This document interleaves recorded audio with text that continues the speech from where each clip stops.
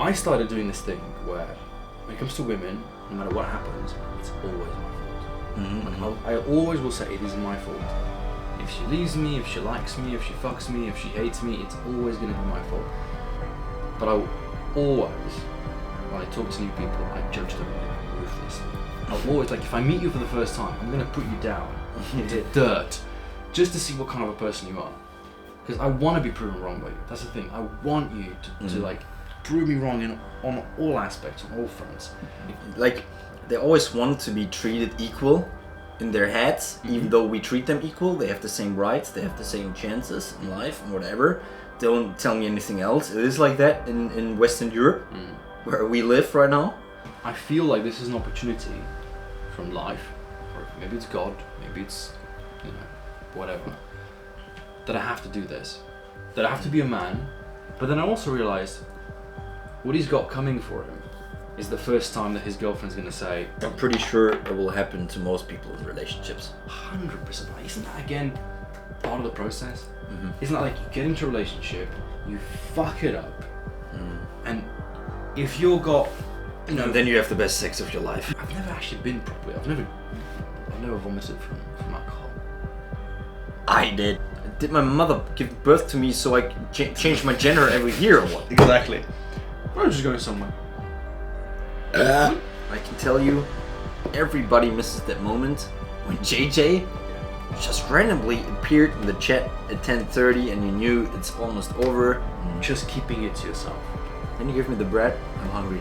I bet you, if you were Googling, do Yeah. I have cancer, you would stop on page 1. Yeah. But if you're Googling how to get your ex back, you're going to go to page 11, Wow. find some Yahoo thread with some random dude from India. Giving, you know, you're just trying to find one comment.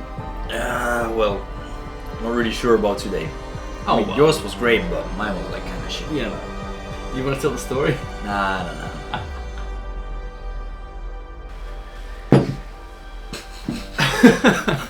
The good old Bacardi bottle. The Bacardi bottle here.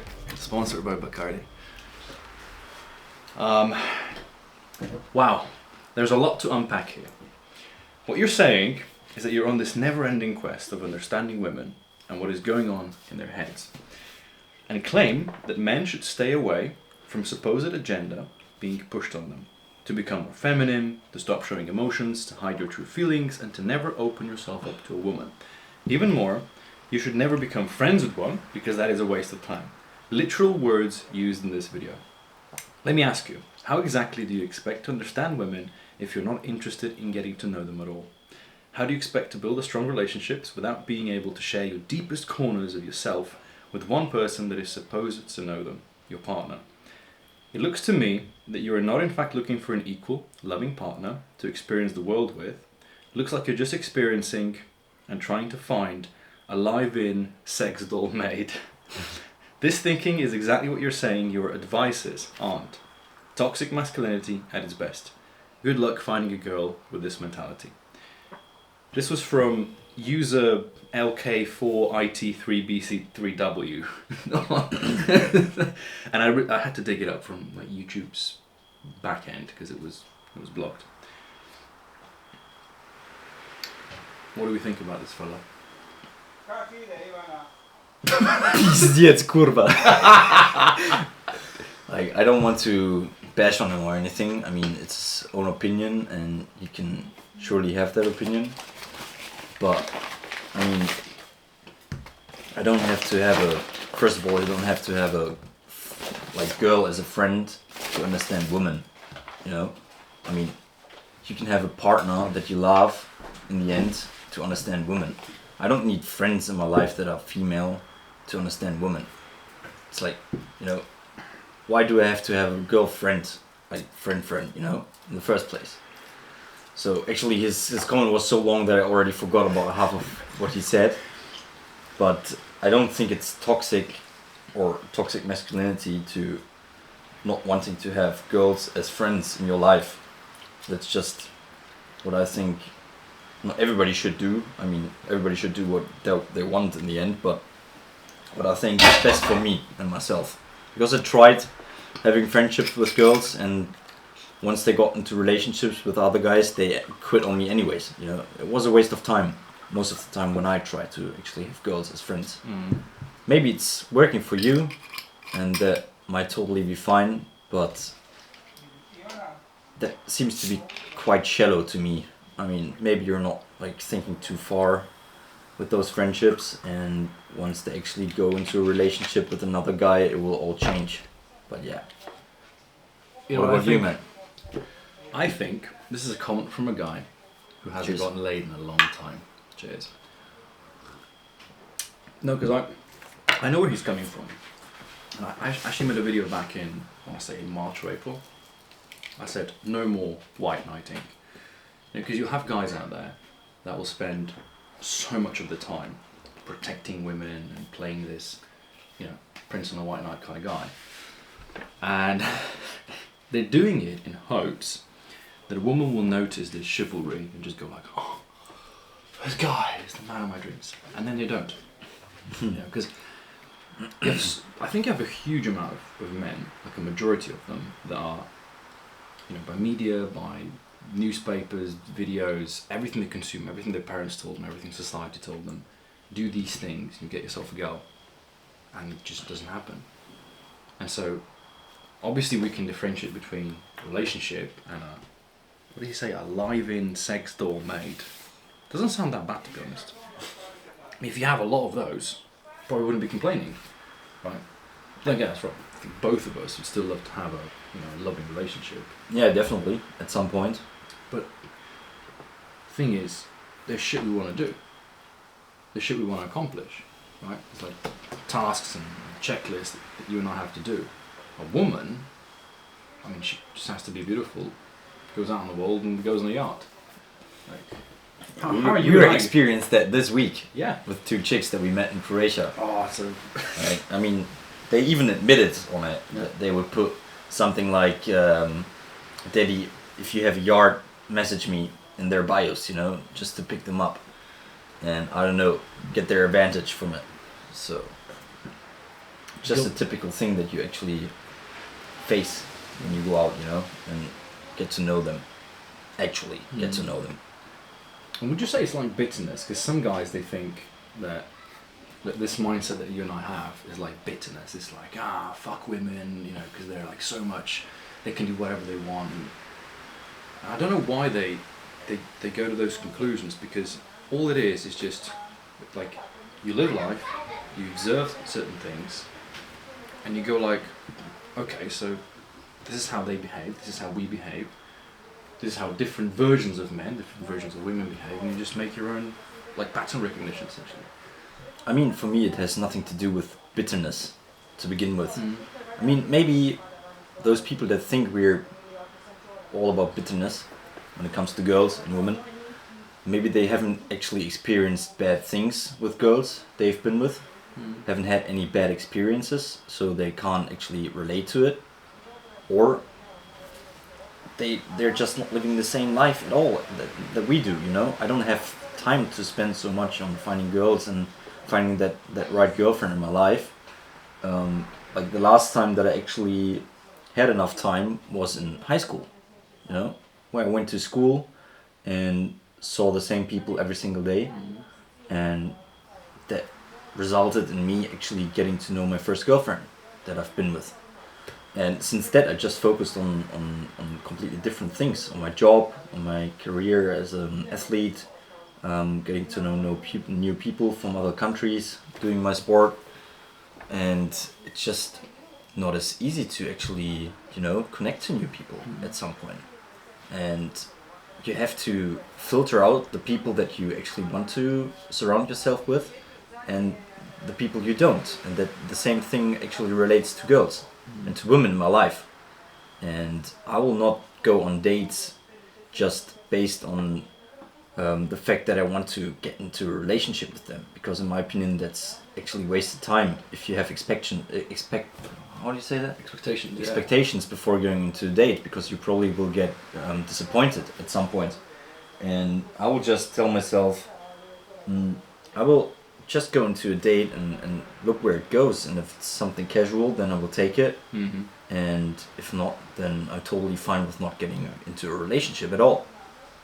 Yeah. So what I actually experienced having girls as my friends was basically that I had to go through all their crises with other guys, them telling me like how horrible it is and blah blah blah. Didn't really interest me, to be honest, and she never actually listened to my concerns in my life, you know. It was basically only focused on her issues in her life, especially related to some guys that I didn't even know, and I got sick and tired of it. So yeah, you were basically a girlfriend. Yeah, exactly. At that point, yeah. You're a male girlfriend, and at some point she might actually let you fuck her, but that's just because she didn't get laid with the other guy, you know. It's pity, yeah. It's like option B, C, or whichever one. I think the guy that's writing the comment, he's coming from this point of view that I've seen with some dudes where they have no options. So the first person, whoever it's going to be, who's going to show him like the light of day, he's going to take it and think, oh, this is meant. You know? And maybe it is. You know, you never know. Maybe it is. Maybe you're going to meet the love of your life and that'll be the end of all. But it's not, you know, that we're picky at any given point, but you know, ever since I've gotten into more business type thought process, or at least like you're reading some books that maybe a bit more business oriented, you realise, wait a minute, like, you get to make choices. You get to choose whether or not you're going to buy a BMW or a Peugeot or an Opel or a freaking Porsche. Like, it's your choice. Like, what you spend your money on, your time on, your energy in, like recycling. We could be boxing. We could be laying on the couch getting fat. Like, it's our choice. And to say to somebody like, oh, you can't have choices. You have to go for the first thing that pops up. It's like, bruh. There's like so many, you know, billions of people on the planet. And to go and just say, yeah, well, the first one that's going to give it to me, that'll be the, you know, love of my life. I find that to be scary. To be I feel like the guy that commented and rightfully critiqued us, he thinks that we hate women. I don't hate women at all. Yeah. You know? I hate men, actually. if anything. I don't know. I don't hate any, like I don't hate the genders between man and women, you know? I don't give a damn about it, and I don't hate a person based on the fact that she's a woman and that she actually might want to take advantage from guys and go on their vacations and is asking for hit me up if you have a boat, or hit me up if you're rich and have a pool and I can party with you and you maybe can go shopping with me. That's totally fine. I mean, they're in the position to actually take advantage from it, and there will probably be enough guys that have that money and that will spend the money on those girls because they maybe have actually issues to find a woman that doesn't just want him for the money, you know, which is, I think, a big problem. I dislike people based on their personality and not their gender. Yeah. And like the girls that we met this week on Kurk and on vacation, they were like a little bit of weirdos. Let's say it like that. They were different. They're definitely out there, yeah. And the girl that I was talking to, she told me that she could never date me, but she could fuck me. And I'm like, okay, but where did all your values go? I mean, she wasn't like on the same boat with me when it comes to political directions. She wasn't in the same boat with me regarding anything, or not anything, but most things that I actually said when it comes to dating and girls. How react to them, and she still said, okay, based on the looks that you have, I would be down to fuck. So I don't know, it's like really controversial to what people actually tell you women think and behave like, especially when you go on vacation and they're not home in their city that they live in. They turn out to be quite different. Oh yeah, let's say it like that. Yeah, where nobody knows you, nobody can really like judge you, there's gonna be no repercussions. And then they will come back after vacation, and they will behave like nothing happened, and they're still looking for the love of their life and the relationship. And then I ask myself, what will happen if they actually get into a relationship and go on vacation without the guy that they are in the relationship with, you know? It's a really good point. So yeah, I'm kind of worried about that. Let's be honest. I'm definitely worried about getting cheated on by a girl. So yeah, it's one of the biggest fears. I mean, I'd rather be cheated on than cheating on somebody. We talked about this, Yeah. Because I'm the opposite here. I don't. Nah, dude.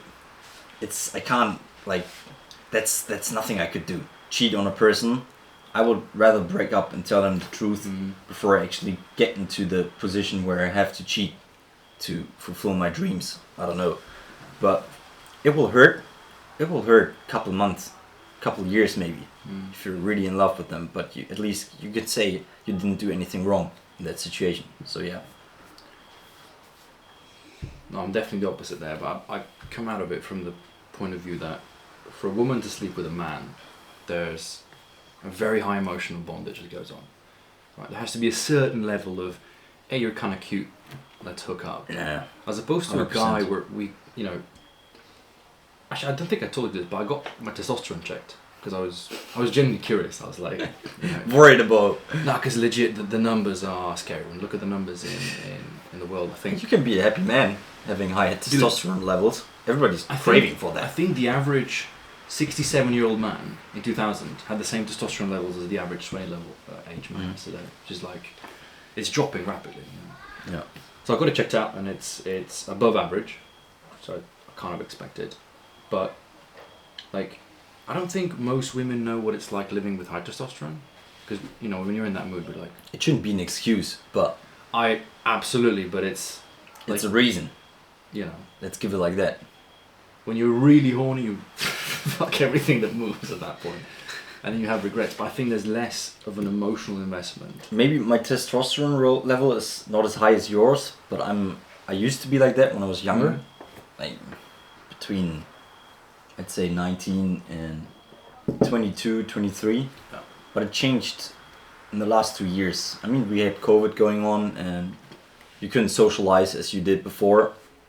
But I kind of changed as well in those 2 years, probably due to women that I met and everything. But like, hooking up with girls nowadays for me actually is not as fun as it used to be 5 years ago. Would you say that has something to do with, obviously, you've gone through a pretty specific training regime for the past 7 years or so? And would you say that discipline also lends its hand in the sense that you're far more likely to go and just say, no, I'm not, you're not my type, I don't, you're more capable of saying no to things? Than perhaps, I don't know. Because I'd say I'm less disciplined than you. Yeah. And then I'd also be willing to bet that most it's men not are about way less disciplined. I don't think it's about any routine or training routine that I had in the past 2 years, but let's be honest. When you meet a girl that you really really fell in love with, and she ticked all the boxes that you wanted for a girl in your life, then it changed something with you. We were talking about it. I don't know if we talked about it in the other podcast, but the thing that when it comes to comparing past relationships to the new one or the girl that you are just about to get to know, and it really stuck in my head. I mean, maybe it's not healthy, but comparing girls nowadays makes it way harder for me to actually, feeling close, or how do you say that even?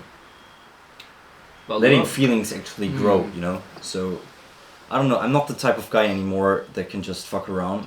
I need that type of connection, at least, before I go into a relationship. So, you would say, oh, you got quite similar to the girls that I actually want to get hooked up with, So, that could be true, yeah. I mean, but that's how every person is different in the end. I mean, I'd say it's for me, number one I've learned is energy, right?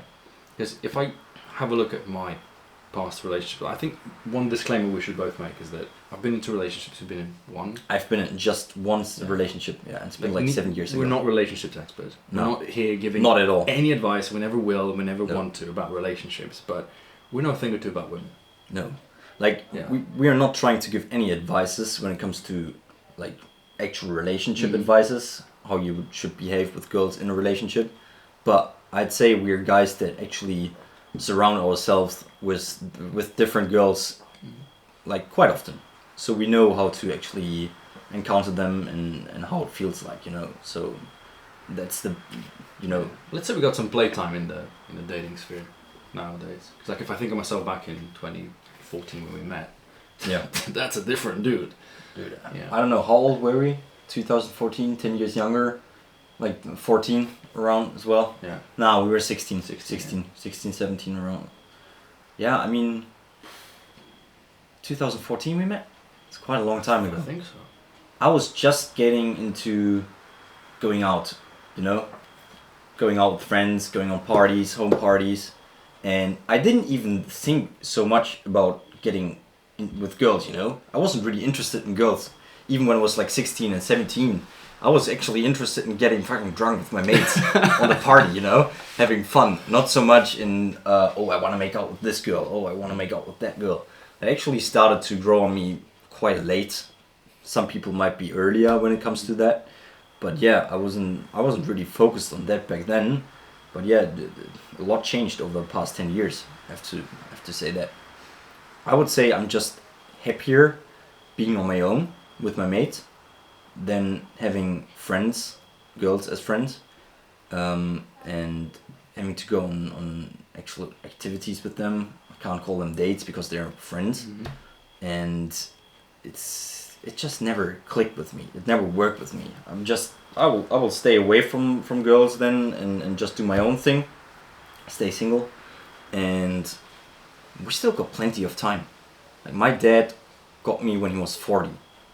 So that's 15 years ahead, you know, and you can still be a great dad. You can still build a relationship, build a marriage if you want to build a family when you turn 35.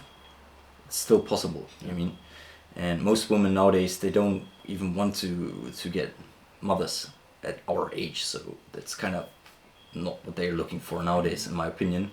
Most girls, there's still some that wish for it, but they're pretty rare, in my opinion. Yeah. They're going for those careers, which is, I mean, for me, it's a problem because I personally think that, you know, look at like women fertility rates, like it's highest at like 23, because that's when your body is literally saying, oh, dude, peak time, let's have a baby, you know. But Yeah, girls want an older guy, and they also want a career, and it's a mixture of two things, and that's a topic for a different night, I think. I would say that you were pickier now than you were back then. yeah, definitely. And I was very picky back then. And now Were you? I've had a bit of, yeah. I had like, looking back at high school, because my first kiss was when I was 18. I didn't lose my virginity until I was 21. I was extremely picky. And it wasn't like I didn't have options. It's just that all the options for me at the time were like, no, thank you. You know? And then later, I went through a phase, which I guess you could call the Getting late phase, yeah, you know, being a bit of a whore essentially. But because I had to bring you back in to do the thing, and I'd say I'm returning back into that state where you become, you know, not picky but selective. You're saying, okay, these are my values, this is the energy I'm looking for. If you don't fit these couple of main boxes, like, I'm sorry, you know, you're not for me. Yeah, I'm the total opposite when it comes to how picky I was and how picky I am now, or selective, as you want to say. I was playing around and I did some really bad decisions when I was younger, especially when it comes to girls, not like the choice of girls, but how I behaved, how I actually treated them back then. And yeah, so that changed. I mean, I have some memories that I'm really not proud of and that I remind myself of from time to time. Like there's that one story. I went with my best friend back then, that I know since my birth, but we unfortunately departed, went different ways, which can happen, even if you know those people for like, I don't know, 21, 22 years, it sometimes happens. You grow out of even best friendships sometimes. I mean, sometimes there's a girl that is the reason for it, sometimes not. But yeah, I went to a house party with him in Berlin, and I was pissed drunk. And we just arrived there, and this girl, she was dancing with the guy, but she was smiling at me. And I was so drunk that I just pushed the guy away, and he was drunk as well. This motherfucker was drunk as hell. And he tripped over and landed on his back, and I kissed his bitch. And it was the funniest story ever created in that night, but I'm really not proud of it, because that guy must have felt really, really bad. And I don't want to get in those situations myself at this point. So I will stop behaving like I wanted to stop behaving like that at some point, and yeah, it all changed to, in my opinion, the better. Because yeah, I'm just happy how it is. Like I can rightfully say no and say I don't want to actually go into something meaningless for me and hook up with you and don't enjoy it. Probably don't enjoy it because I need those. Actually, I need those feelings. You know, I need those connections with the girls. And it's funny. Like we were always talking about this, how different we actually are when it comes to the choices that we make, especially when it comes to partners and girls that we actually pursue. And it shows here again, you know, with how we actually live our lives, actually only being separated by 1 year. You're 26 and 25, so it's not much of a difference in life experience or where we actually are in our lives. And so yeah, but I'm interested how it will pan out in the next 5 years. Because this difference is what I find amazing, in the sense that I told you the story now about there were these 2 French girls that I went on I was supposed to go on a date with one of them, but then the other one was like, yeah, I've got a friend, I'm gonna, I'm like, shit, fine, whatever, come. And then it's a difficult situation to find a guy that is actually free and willing to go into basically a blind date. Basically, you need a guy to tag with you, so that he can take one and you take the other, and then there's that age-old question, like, what if you both like the same girl? And it was funny because the friend that winged with me or whatever, he, you know, when we spoke to him, the girl went to the toilet, and I'm talking to him like, oh man, my chick's really attractive, I find her really cute. And he's like, wow, no, I don't find you cute, I find mine cute. I'm like, well, I find yours ugly. And it's funny because there's this, you have like, I call it subjective beauty or ugliness, and then objective beauty and ugliness. Because like, we could both be looking at the same woman, and like to one of us, she's the most beautiful woman in the world. The other one's like, whoop, like not for me. And then you have obviously people, and this is where I think I'm more judgmental of men. This is why I said I don't actually hate men, but I'll judge men differently than I'll judge women. Because you know, man. Exactly. You're one, so you actually have the right to judge them, because you know their thought processes and stuff like that, you know, which we don't have when it comes to women. I mean, I will disqualify an obese woman because that doesn't attract me. I'll actually hate on a fat guy because he's not taking care of his body. That's the difference. We all know those reels from college girls in their college dorms, and they actually have markings at their doors, so they can basically lay in their bed when they have a date with a guy that just comes over to hook up, and they can immediately see how tall they are. And then there's a guy, you know, that actually puts a weight in front of their door, under the doormat. Everybody will hate him, you know? So, I don't get it. Why is that a bad thing, but not the markings at the door? Like, why is a shorter guy, like, worse than an actual, like, 6'2", 6'3" motherfucker, you know? I don't know. Just talking about obese women. Because if you tell somebody in public that obese women are a no-go for you, then, yeah, it's fat shaming. At that point already, nowadays, you know? Frankly, I'm a proud fat shame, I don't care. Sometimes I actually say it to, like, the reason why I loved dating and going through the hookup phase or whatever was because, especially with women, where I'm sitting on a date and it's been 20, 30 minutes, and I'm like, okay, I don't really fancy you, you're not giving me the right energy, but I'm here, I want to finish my drink, I want to have a productive conversation, I'll start drilling. I'll go into the uncomfortable topics, I'll go into the, I'll debate something with her that might make her stand up and leave. Because at that point I don't really care. I'm not invested. And then it clicked to me that that's kind of the problem, because I would approach chicks that I like with a different mentality. Tippy-toeing. Oh no, I really fancy you, so let me be really careful and selective with my words and not showing my real self, and do what the guy in the comments would do. Be really nice and polite. But then a couple of months down, let's say we start dating. It will show over time anyways. She'll be like, what the fuck is this guy? Yeah. Where's this like racist jokes and dark humor and like weird quirks coming from? It's like, I'd rather just give you my everything. The full experience. Yeah. And then if she really hates it, that's it. You don't have to worry about it. I think that's what, like, what's that thing where they always say like, just be yourself. You get a woman, just be yourself. Just have you been yourself around a woman? Like, how many guys have actually been themselves around a woman? I can see it in so many marriages from friends' parents, you know, and my parents as well. I have to admit that. Yeah. My dad he's not in charge. He can't say what he wants, because it will end in a disaster, you know. Yeah. And I feel bad for it, but I mean, he's 65 now, so I kind of understand that he's not willing to start a new life at this point, you know. He can't really be bothered with it. Nah, he can't be bothered with it, and he got different problems and stuff like that, but we are so young, and I don't want to make the mistake that a lot of young guys at my age do, and they get into a happy relationship with a girl for like 5, 6, 7 years. I know many guys that actually been in such long relationships, maybe even got a kid in that time, and then it all starts to, you know, go down the drain. And then you're in your early 30s, you maybe have a good job, maybe not, but you're at the start of the whole process again. Yeah. And it's even more difficult to find a good girl at that point than it was before, because those girls that you actually want to date and go on dates with, they are probably in good and healthy relationships at that point, because they knew how to choose as well. Yeah. You know, we're not the only ones that choose. It's the girls as well, the good girls. Yeah. The ones that get left behind is just, you know, the ones that you have in the end.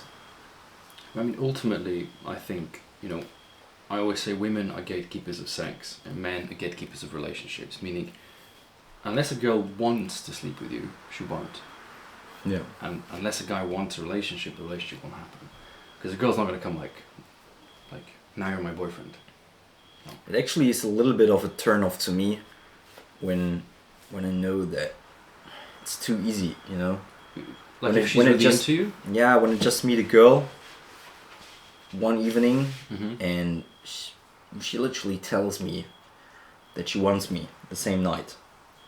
I mean, it's all cool and shit, but I'm there to hunt as well, you know, at some point in my young ages, in my young years, my 20s, and it's like, I mean, like, don't play games with me. I hate that, you know. We're all adults and we can tell our actual feelings and be real, and don't text back like 3 hours later if you have time now and stuff like that. Yeah. But if I like never met them before, don't know their life situation or what they're actually doing, know nothing about them, and they just want to smash me, then it's like, I don't know.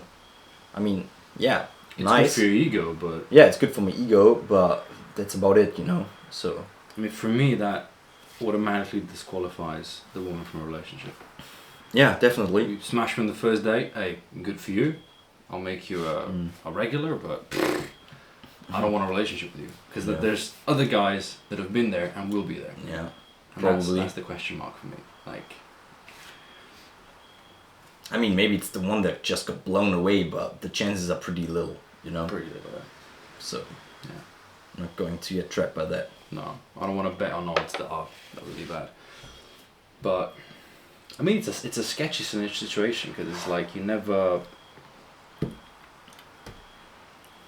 There's this. I think for most guys, they might have that question: what if? You know, what if she? I don't blame them. Me neither. Yeah. I've had those questions for exes. I mean, it's like you date with someone, you're like, oh my god, this is the love of my life. You realise, oh, it was just your first relationship. Like, it was just your opener into the world of, I always say hamburgers. It's like, you know, like you get into an adulthood, you start to get horny, you're hungry. You're walking around the world, you're like, oh, I really want to eat something. And you look around and everybody's got a fucking hamburger. Like, this guy's got a burger, those two have a burger. Oh, I want one. But you're like, I don't want just any burger. So you're a little bit, for me, like, I was really picky. I was like, not this, not that. Yeah, and when you finally get it, it's essentially like you just walk into a random restaurant, you're like, yeah, I'll have a burger. And they give it to you. And then you eat that burger for the rest of your life. It's like, how do you know you like pickles in your burger? Mm. Maybe you'd like a different type of cheese. You know, maybe you'd like a... You mean you have to test first? You have to test first. To actually find your taste. Yeah. Yeah, I think actually, you know, I found my taste. Mm-hmm. So maybe I'm like a step further than you, but which is not a bad thing or a good thing at all. You can always look at it from a different angle, perspective. But is this taste you're describing, is it like physical look? Is it the energy? Is it the lifestyle they have? Because there's a lot of things that get mixed in. it's a good question. Because if I take out a notebook and we start making lists, I don't go. I'm not studying at the moment, so I'm not going to student parties. Mm-hmm. I focus on good sleep and good fueling and stuff like that. So I'm not going on house parties too often. Yeah. And I don't go to clubs anymore in Germany because I think it's a really bad experience nowadays to go to a club in Germany. So where did I even want to go? Like, what was your question? With the pickiness. With the pickiness, yeah. Yeah, based on what factors like, that I want today to go. Yeah. Yeah, obviously the first of all the things is definitely being superficial and judging them by the looks. Mm-hmm. That's the first thing that comes to my mind. Guilty. And I will choose based on looks first. Yeah. Then I will text to them, and actually I have to admit I'm using dating apps. Mm-hmm. I'm actually using Bumble, and I had that match with a girl this week, and she's on Kirk as well. I don't want to name her, but she's a girl from Germany, and she was so angry at my bio and my description in my profile, and she was just like raging. She didn't give me the right vibes. Mm-hmm. So I immediately knew this girl is just she's not the one for me. So after the looks, like in the first 3 messages, you can already feel if she might fit the type of humor or the type of conversations that you want to have with them.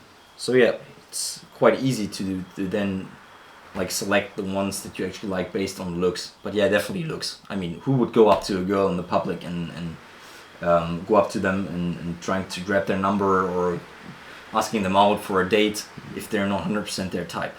I think that's bullshit. Nobody can tell me different. As long as they're not some students that love to go on student parties where nobody's playing music and you can actually talk to the other people that are on that party, and you can get into some really nice conversations and find the truth of your life, even though it's not one that you actually are attracted to when it comes to the visual, stuff. But I think not even that can work in the long term, because those people, they might actually get attracted to people on the streets that they see or on Instagram. Nowadays it's so easy in the long term, and then break up with the people that they actually fell in love with because of their personality. I don't know. I can't say anything about it because I haven't had many relationships, as I said. So I can't really tell How you. should you say though, like hobbies playing? Because, with me being a cyclist, with that question, do you go and date somebody who cycles? Because, let's be real, a lot of people nowadays, I don't know why, they just don't have hobbies. Like, their hobbies are watching movies. Like a classic Tinder bio for a woman is like, I love traveling. It's like, oh no shit. Like eating food too. Like, it's when a person doesn't have specific things that are in their life filling out their time, then you got to start thinking, okay, so let's say you meet a girl that hasn't got hobbies and you've got hobbies. Like, either you're going to have to start abandoning your hobbies to do something with her, which is probably going to be boring, because that's why she doesn't have hobbies, she's a boring person. Or you're going to try to get her into your hobby, which I feel like you and I, we like performing at a certain level. And now she's going to be holding you back because you can't do the full training routes and you have to go actually a bit easier. Yeah. So how much would you say like hobbies? I think it's one of the most difficult things in a relationship, or when it comes to what am I interested in when it comes to a girl, because we've all tried and we've all failed with the hobbies that we have. I think the easiest when it comes to hobbies that you share is probably gaming. But to be honest, from access point, most people only have time for gaming until they finish, for example, high school, or until they finish college and finish studying, because then they actually go into that world where you don't have time for gaming anymore. You can't wake up at 12 and then decide, oh, I'm gonna game for another 2 hours, and then we'll do some stuff for university because I don't have to actually go to the uni because it's like not mandatory in most of the studies, I think, at least from what I've heard. And so it's only like a hobby that you will have for like certain amount of time. At some point you will have to find new things, and when you had, for example, gaming as a hobby that you share and it will break off, then it will get difficult to find a new one, because most likely those two didn't do sports with each other. And but also realistically, finding a woman that is a gamer, it's rare. Fancies gaming. That is not. You know how many women told me, like, we matched, we got on a date, and then once we got on a date, I told her the story of how I used to be a gaming addict, had so many hours in the game, I made content. And when I told her that, once it was in person and she already likes my charisma and blah blah blah, she was like, holy shit, if you told me this before I wouldn't have gone on a date with you. I'm like, I know. Really? Yeah. That's what they told you? Yeah, legit. Straight to the face. And it makes sense. Yeah. Because it's not like... It's not the most attractive thing. Absolutely not in a guy. Like, what the fuck? Yeah, no. And even I think for some guys it might seem hot, oh, I'm going to find a girl that's a gamer. You might, but at that point I think you might be looking for a dude. Because most girls don't game, It's just not their thing. They're not... That's not their point of origin, essentially. Yeah. And if they do, they play completely different games and in a different style than you might. Like women will play Sims and Animal Crossing and... The thing is, I will have to face that challenge myself once I get into a relationship, because finding a girl that is at a certain amount of, at a certain level when it comes to fitness is quite difficult to match with looks, which are obviously important to me when it comes to first getting to know a person. So yeah, I tried, but I couldn't find many. It's just jack of all trades basically. Yeah. If you find a girl that is interested in the same things that you are and is still looking good, because I'm not really interested in culture and going to museums. I have to admit that I'm not into art and stuff like that, and some weird modern ballet and stuff like that. I've been there and I didn't like it. Yeah.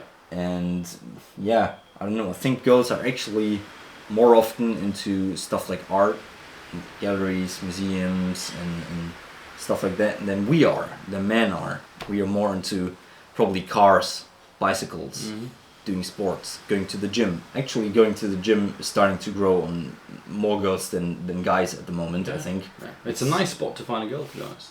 Yeah, but nowadays you basically get recorded in every gym for some TikTok reel. Yes. Video. I don't know how to call it because I don't use TikTok. Yeah. And so I don't know if a public gym is actually the place that I want to go to and that I would actually feel comfortable in. I mean, I'm a skinny guy and I'm good with it, Like, I can take it when somebody is like, oh, this guy is so skinny, or girls that don't want to match me or go on dates with me because they think I'm too skinny. Then it is how it is. I'm too skinny for you. That's fine. No. Some girls are too fat for me or too unfit for me, or even too skinny. So it's just normal, But things that I do in my free time are pretty rare to find in a girl that I would actually be interested in sexually, So yeah, definitely a difficult one. And I think you have to be lucky, even though we have 8 billion people in the world. I think you still have to be lucky at some point, and it takes time, but at some point you will. I mean, today I almost killed myself on a bicycle ride, and yeah, I got lucky. So sometimes you have those days. Yeah. So it's all good. Just take your time and don't be frustrated if it's not working for years. Just what it is. Yeah. Just as long as you're giving something out there and you're making yourself available to a certain extent, life will give you something. Yeah, always. definitely. Whether that's a near crash or a really lovely day at the beach or whatever it might be. And you shouldn't be afraid of going into first dates that might not work out as you want them to work out. It's try and error. You have to keep doing it. Keep repeating it, and you will learn, and you will make great experiences and maybe talk to nice people that you cherish the moments with that you had and the talk you had with, and just move on and go into the next one. You will benefit from it, in my opinion. Even if you don't have sex with them on the first date. I've learned the most from women I had nothing with, precisely because of that. Because at some point I realized, okay, I have no interest in you. Let me dig some info out that I would normally not get from girlfriends, because it's conversations that you won't have with people, because they might, not that they might, they will judge you, they will think of you in a weird way, but it's like, I want to know, I'm curious, and they'll tell you stuff that just blows your head off. It's like, it's crazy what you hear, but it's good. I mean, it gives you some perspective, it gives you some width to life, and it's like, wow, I didn't know this was like that. Yeah, so I've lived in Berlin for 22 years, and I actually met a lot of guys and girls that were far left when it comes to their political direction, and I had plenty of bad experiences with them actually when I was younger, but we met those two girls this week, talking about them again, and they're our age. I think one is 27. One is 1 year old and one is 1 year younger. Yeah, exactly. So we're in between. We're being sandwiched. Yeah, we've been sandwiched. So they're basically they've basically been our age, and those were the nicest leftists that I've ever met, because they told me that they're not they're not confirming. No, how do you say it? They don't like my political direction that I actually support, but they accept it. Yeah. And they accept that I'm in the military. And it doesn't make me a bad person per se, just because I'm in the military, or I'm like not a lefty, you know, like they are. And that was actually a good moment, because it opened my eyes that even those people that have different political opinions can change over the years, because I haven't been in Berlin for 4 years, and we all got older, and maybe those people that I didn't like and that didn't like me back then might think different of me now, you know, and accept me, what I do in my life as a job, and what I think of certain things, you know. So yeah, I think that has to do with aura. It's like when you're young, and obviously look, you're 25 and 26. Yeah. Right? Your brain doesn't even stop developing until 25. But we're both still in the process of building something. But when you get to a certain point in whatever because you could start rebuilding it, 40 if you want. There's a point at which the energy you're putting out starts to match your work. Where it's not just like if I start doing something brand new today that's completely different. Let's say a new sport. So I go out of cycling and I start going like full out fitness. For the first part of it, everybody that knows me is going to be like, kind of sus. I don't know what this guy's doing. Exactly. But then once you get to a certain point, you're going to be like, oh, dude, look how far I made it. Well done. And it's the same thing where I think whatever if it's politics, if it's like you're liking a woman, if it's ethics, religion, anything that you have in your boxes, at a certain point, it's when you become really confident with your beliefs. I think that's when people just realize, okay, that's just how it is. And it's like, let's say you go on a date and you reveal to a woman straight from the first message that you're, because like personally I'm very opinionated, I'm very right wing. I'm definitely quite. You're very right wing. Yeah. I think you're not. I mean, I what actually is really right wing is not what they think is right wing. I know. You know. I know. You're just getting put into a category of people, just because they think you are right wing, but you're just actually healthy thinking. But yeah, sorry that I interrupted you. No, I usually say I'm right wing, just precisely so to trigger, right? Because if I'm talking to a woman for the first time, I'm in the big trouble now. Yeah, you are. I can't play chess and talk at the same time. It's like game over for that one. It's I think it's when you put yourself out there. I like to go a little bit on the extreme end. Everything I'm going to say, I'm going to sort of make it a little bit more blown up, just to see the reaction. Because if she's okay with that, if if she can swallow what I'm saying to her, which is like maybe completely in the opposite direction of her morals, Yeah. then I see I've got some playing maneuvers. Yeah, you can still, you know, turn it down a little. exactly, because this goes back to that thing that you talked about, you know, which is the case with your father and my father as well, and so many relationships out there where the woman has taken the control essentially, and you don't want that in a relationship. Ultimately, I think it's good to have like different sections in your life that some guy, like the woman has control of, and the other section the guy has control of. Yeah. But as soon as it starts to get outrageous, and one person is basically like living the life for two people, it shouldn't be like that, you know. Yeah. But this is again where somebody's going to go in the comments and say, "Oh my God, you're so bitter." It's like, what you don't notice in that part is that it's bad for both parties, because women don't want to live that life, and that's the thing with this, you know, the culture of careering, where women are trying to get high-paying careers. It looks really good at the beginning, but once they get, you know, they're going to sacrifice their 20s to get into like their 32. I'm going to have a kid a little bit later. I got to finish my career. Blah blah blah. Gets her career, realize it doesn't really give her happiness. So what happens? She has kids. Oof. Now it's starting to run a little bit late. And suddenly her life is boom. It's gone. Take my. I'll take it. You know, her life is gone. She hasn't really. I don't know a lot of women who have gone down that path where I could say that they're actually, you know, genuinely happy and genuinely enjoy it. I think there's nothing bad about women pursuing careers, high-paying careers, but I don't want them to be bittersweet if they get to a point where they end up with how everybody is saying nowadays with their 10 cats. No? Yeah. I don't want them to be Karens in the end. Yeah. Because you know what you're getting yourself into.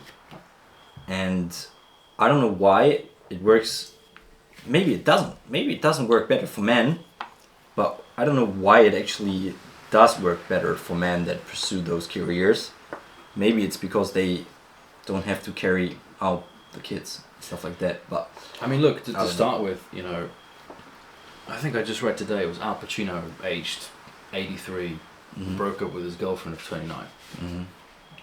You're gonna have very few people where the genders are turned around. Yeah. You know, there's very few sexy young men on a yacht of some rich lady. It's not the case. It's not the case, no. And again, it's not bitterness. I it's will just never end up on one of those yachts. Yeah. I can tell you. I mean, you can. I mean, but I it's can, gonna be but your it's- yacht. That's the reality. Hopefully. Yeah. I mean, what's the alternative? It's gotta be somebody's yacht. The thing is, I totally understand why the guy that commented under the last podcast saying that we seem to be bitter about our situations and our lives and just want to reflect that on how women nowadays behave, you know. And I feel like he's just looking at it from the wrong perspective. Like, I didn't have any bad experiences with girls, you know. If I had bad experiences with girls, then I deserve to have those bad experiences because I did something wrong. Yeah. But that doesn't mean that I will not want to meet new girls and go into relationships with them at this point anymore just because I got the fine for it, you know, basically having to pay what I actually deserved. And it's fine, but it has nothing to do about bitterness, in my opinion, and being toxic in the end. Just me trying to be the father to my kids at some point, you know. And I don't want them to see me running for every, I don't know, how do you say that in English? Command that I get given by a woman. You know, I don't want them to see that dad is just doing whatever and whenever somebody else wants it from him, you know. I will do this stuff. I will totally do this stuff. Just let me do it whenever I think it's the right time. We all know that situations with our moms when we lived at their houses and they told us to do the dishes or get the waste out or do all laundry, and we would have actually done it the same day, just 2 hours later. Yeah. And then we get really fucked up because of that situation that we get forced again to do it in a different situation that we don't want to do it actually, you know. We wanted to do it, but just 2 hours later. Yeah. Where's the problem, you know? Yeah. When they tell you, when they intervene into your timeline, then you don't want to do it anymore. Yeah. It's The worst thing is waking up, having breakfast, and somebody telling you the plan for the day, like hour by hour. It's just not what I want in my life, you know. Yeah. No, it's the thing you said about taking responsibility. Did you actually do something? I believe. I don't know actually. It's really difficult to. I think I opened this one. Yeah. Yeah, I think so too. The thing is, I started doing this thing where, when it comes to women, no matter what happens, it's always my fault. I always will say it is my fault. If she leaves me, if she likes me, if she fucks me, if she hates me, it's always going to be my fault. And it's just healthier. Because otherwise, and I think that's where the bitterness for most dudes come from is, and again, this guy who commented, I feel he's one of those people that, you know, if you know the Maslow's pyramid of needs, well, like at the very bottom you have, like you gotta have clothes, you gotta have food, the most basic needs. But do you think he's bitter? Don't you think he might actually be in a healthy, good relationship at this point? Could be the option, actually. You don't always have it's to. a valid point. I mean, you can't always tell the people that they actually are the ones that are bitter about their situations, and that's why they're hating on guys that actually want to tell the truth, you know, or want to say the truth about what they think. And those guys will always think that we are lying. They think we are lying right now, you know, we're lying in their faces. Yeah, we're pretending essentially. But maybe this guy is actually in a healthy relationship, and maybe XW23, I don't know, whatever. Just tell us in the comments if you are, and I will trust you if you actually comment and say that you are in a healthy relationship, and then it's valid that you critique us. Correct, and say maybe it's the reason that we are the ones that are bitter because we are actually telling we are not in relationships right now, and stuff like that. I mean, I give it to you. But is that really an adequate power move? I have a friend, I'm not gonna name, who just recently got into his first relationship ever, and we were hanging out this one night. We're all piss drunk, and out of nowhere he goes, let me tell you something.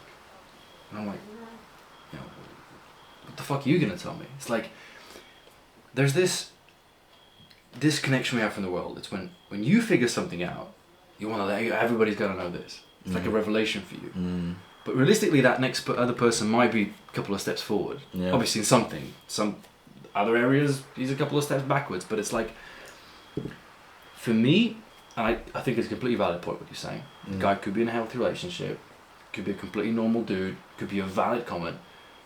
But I always, when I talk to new people, I judge them like ruthlessly. I've always, like, if I meet you for the first time, I'm going to put you down into dirt just to see what kind of a person you are. Because I want to be proven wrong by you. That's the thing. I want you to like prove me wrong on all aspects, on all fronts. Because if I just approach you with this, and I think this is a liberal way of looking at things, maybe I'm wrong, somebody can correct me, but I think this modern way of doing things is where everybody's unique. You're such a special individual, and as soon as you meet them, you're already like putting them on some weird pedestal. I don't fucking know this person. Yeah. You know, first is the visuals, like we said, then it's, you know, I don't know, maybe like tone of their voice, blah blah blah, but I will put you into dirt, and I want you to put me into dirt, and I want to prove myself to you, and I want you to prove myself. Yeah. Because otherwise, we're constantly pushing each other up somewhere, and we're, you know, it's going to be Icarus. Yeah, it will collapse. It will collapse at some time, at some point. Because you're blowing something up that doesn't exist. Like, it's not there. It's not realistic. That was actually the problem that I had in my first relationship, first and only relationship that I would call was a relationship. That it worked perfectly fine until it collapsed, you know. We didn't have one single problem in like 9 months. I think around 9 months. And then after almost a year, it all started to shatter into pieces. because we never. I mean, we were young, you know. It's not an excuse, but we were young and we didn't want to talk about those problems that we actually had with each others at the time. So yeah, at some point it had to collapse. I mean, but isn't it ironic because at some point, let's say the 6-month mark, if I asked you for advice, you'd gladly give it to me. And you'd be like, oh, let me tell you about all the amazing things about my girlfriend, how nice it is to be in a relationship. And then when it's over, it's like, it wasn't the right one, it was this, it was that. It's like, it's so weird to take advice from anyone, because isn't that the thing where they say that one friend you have who's never had a relationship gives the best advice? You know, which is ironic because usually that's the case. It's like because it's ironic because he shouldn't have the knowledge to actually give you the right advices. But he has the objectiveness. He has the ability. He can look from the top. Yeah. Because he knows you better than probably anybody else. That too, if he's one of your best mates. That too. But I mean, ultimately, I think it's just that person's able to just very quickly go and say, okay, this.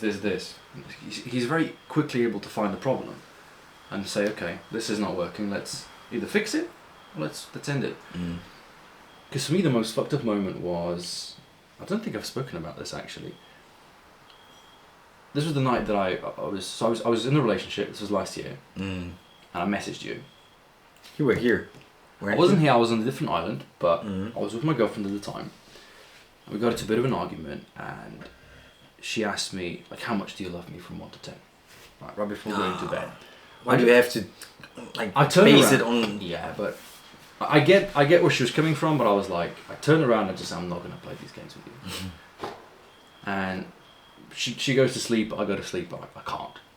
So I'm laying there for like 2 hours looking at the ceiling. Every time I close my eyes, I see this weird deja vu thing where it's like a black and white image of like a desert, and it's looping, and it makes you spinny and dizzy. It's like almost like I guess if I was tripping on a drug, that would be the equivalent. And I only get the thoughts going on in your head. It's weird. I've had this before, but I only had it like every once in a while when I was a kid. And I thought, this is like, I have to get to the bottom of this. And then I had a glass of wine. I played some chess on my phone. I messaged you, and you were up at like, it was like 1:30 in the morning. Yeah. Pretty late. Yeah. And I was like, I feel like this is an opportunity from life, or maybe it's God, maybe it's, whatever, that I have to do this. That I have to be a man. And that was maybe that was the first time in my life where I was actually like, you're going to be a man, and you're going to break up with her. I had to convince you so many times in those conversations and that night to actually tell her that you need a break from the bullshit at that time. I mean, it did hurt you in the aftermath of the whole thing. Honestly, no. In the beginning, it was like... In the beginning, it took some time for you to actually understand what it was. It took time because I think originally what I was doing is I was writing out a giant, like an essay essentially, because that's how I think. I think in essays. That's why, like on Instagram, I'll put long captions sometimes. I'll write something out in like a block form. And I was going to read that to her in the morning, and you were like, dude, just give it to her straight. Don't bullshit around it. And I did that, and I want to say for the first 2 months it was fine. Yeah. Because most men... men are rational creatures first and emotional creatures later. Yeah. First we go rationally to the problem, like, okay, and we do all the right things, but the emotions still have to come, and it's fine. And it's totally fine. And I think it's really good because you cherish the good moments and the good experiences that you had with your girlfriend. But after like a couple months, it's a curse. But it's a good thing to go through all of that, No, but I find it really to be a curse because looking back, I struggled to then find the negatives, which is to keep me away from, wanting to message her, or wanting to get back together, or wanting to miss her. And I think you have to stay strong at that point. You make your decision. Absolutely. But it was weird because I think that was the first moment where I made a choice which had to be made, and it created a sequence of events which then brought me to here, which is, and that's why I look back to it and I'm like, holy fuck, that was a good decision. Yeah. Like, maybe it wasn't the nicest decision, but I hope that choice also improved her chances, because she was a particular individual with a certain life path that I think deserves a certain type of man. And it ultimately improves the experience that you will have if you find a girl that is actually worth your time, like the one that you had before. You know, it will definitely improve the whole, like, the whole experience overall. I try now to go. I think before you mentioned how you made some questionable choices when you were dating back in high school, and I now try to like every woman I'm with, whether it's really casually or obviously I wouldn't say that one night stand you can really have this effect, but I try to leave them better than they were. Maybe it's imparting some knowledge. Maybe I don't care if it's a book that she's gonna read because of me. Just give her something. By the way, it's your turn. Is it my turn? Yeah, I did. I want to do something that gives them the opportunity to take their life to that next step as well. Instead of, this is the funny part is, you ever notice how women don't inherently have kinks or fetishes? They only have them when they have some trauma from the past. Like she's been with some dude. Yeah. Dude did some questionable stuff. She was young. She was inexperienced. She got essentially taken used on. Yeah. And then she has these, essentially trauma that's turned into a kink, that's turned into a fetish. And it's just a weird middle ground it's a melting pot essentially of just. She wants crazy shit to be done to her, which again she's gonna have a hard time finding because the guy who's genuinely looking for this guy commented, he's looking for a loving relationship. Yeah. He's not into slapping the girl until she's unconscious. Exactly. Like I don't. Maybe you can. Maybe he's like. Maybe, but I doubt it. I heavily. Tell me if you are interested in anything like that. I know some girls that actually are interested in it, but. Yeah, no. Like. You will find some weird stuff because I was talking to this one girl on Tinder. And this was like years ago. Never met. We just matched. We had a bit of a conversation, and I think she said like.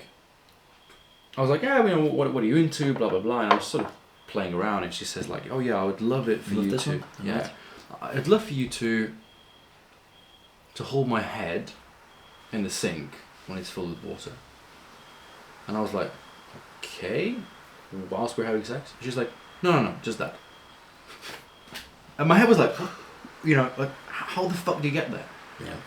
And it's fucked up because that's her thing. And obviously I wasn't looking for a relationship, but if I was, then what she would actually have to do is omit that information. That's the creepy bit. It's like, if she genuinely wanted to date me, it would actually... I don't think she would have told you. Exactly. She would have to withhold the information. Yeah.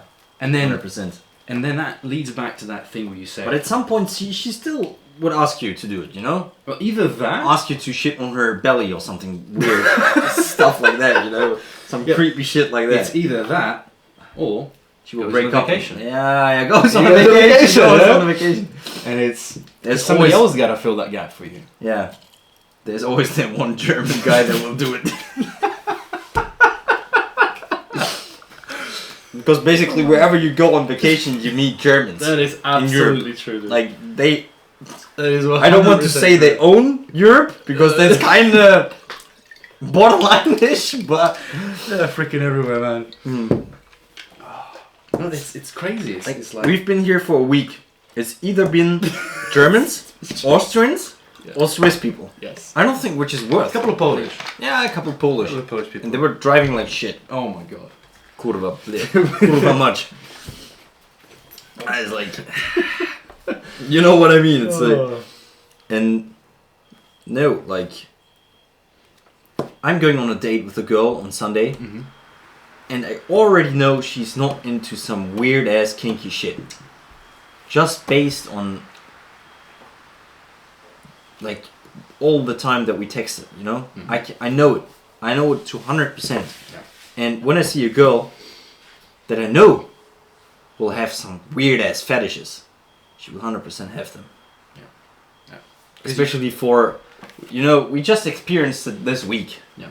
We both knew before. And it's probably true. 100% it is true. It is. What am I gonna do?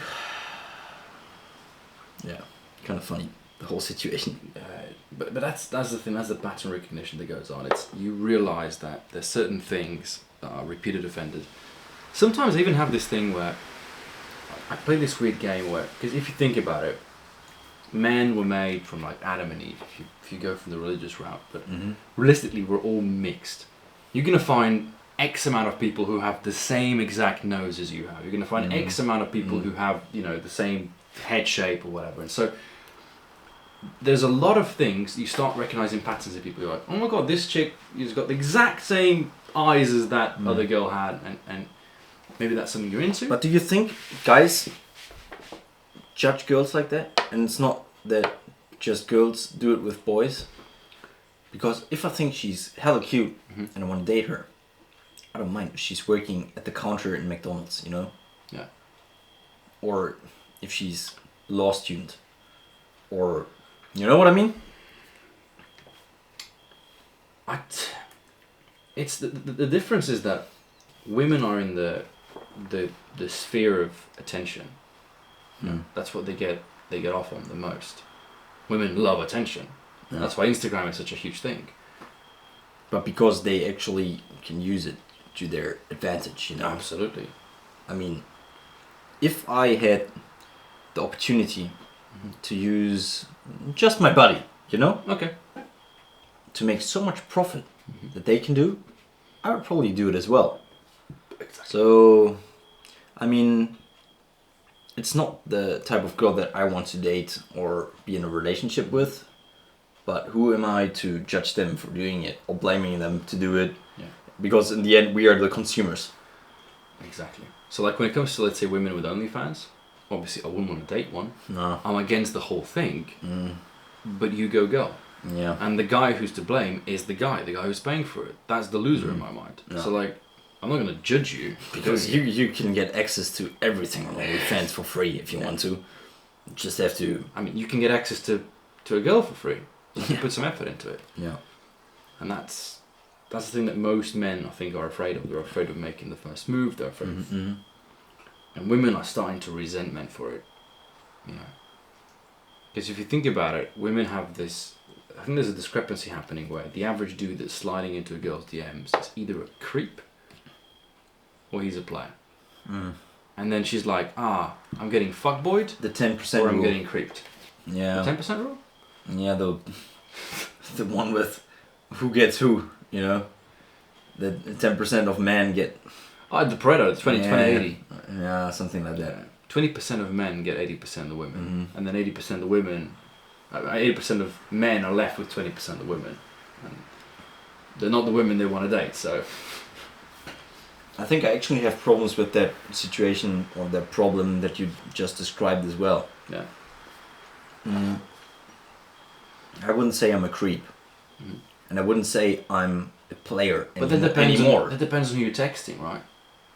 Because a chick who's above your league, you slide into her DMs, you're going to be the creep. A chick who's way below your league, she's going to be like, oh my god, this guy's so hot. Yeah. You know? But that's not even... I don't even think that far Yeah. when I text a girl. Obviously. Obviously, but you never know, like, this, things are random, you know?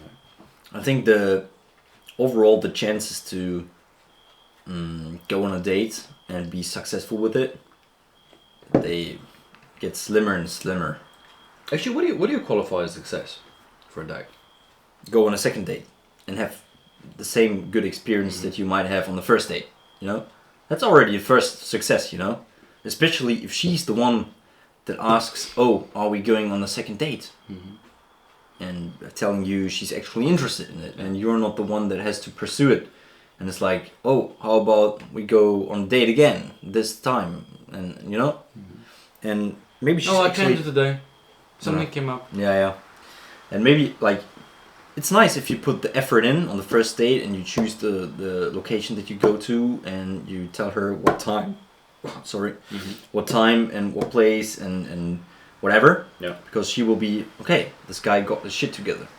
But maybe she will actually say, let's go to that place on the next time, and she will be happy about it because you did the effort on the first time, you know? And you can play the ball, you know? Yeah. Give it from one person to the other. And make it a little bit more like playful, the whole thing. But again, it really differs from woman to woman. I had this one girl. Did I do something? Yeah, I think I moved my queen. I think I castled. So yeah, you castled. So here's the thing. Okay. I was talking to her, and she lived in a different part of town, actually a different part of the country.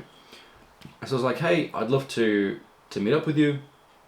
You know, why don't you choose the location? Because it's her part of the country. It's not even like part of town. It's like it's very difficult for you to make preparations for a date in freaking a different part of the country."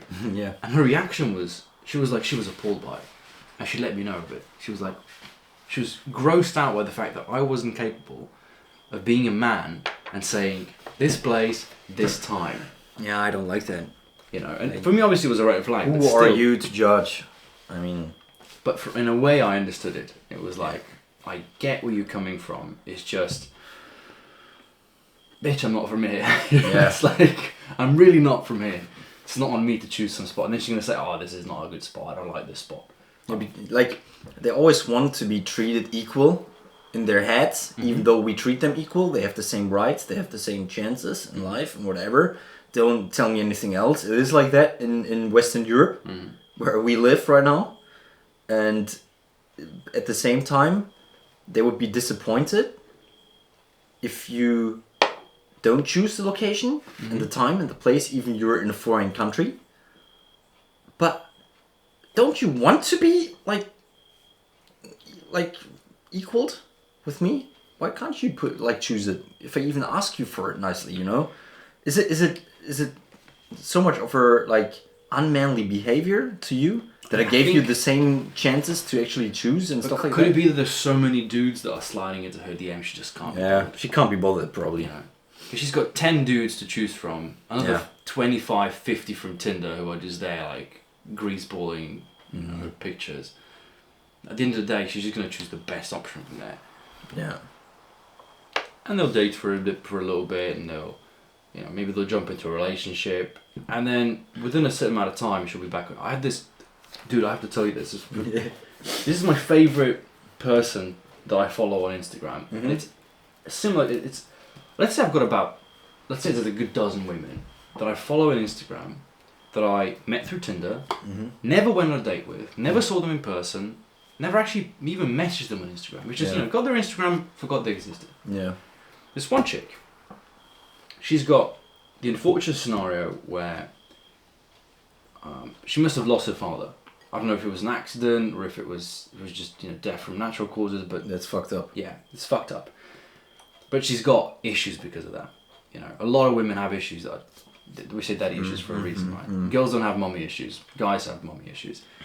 And I was saw a couple of her stories, blah blah blah. She finds a guy, gets into a relationship. Very quickly, it goes from these two people have just met to they're madly in love. You know how every story is he needs to be in there, you're the love of my life, blah blah blah. Until about a year later, the guy just vanishes. You open her fucking Instagram profile, this guy's gone. Everything's deleted. Everything's deleted. Within 2 weeks, different dude, same story. And I'm blown away.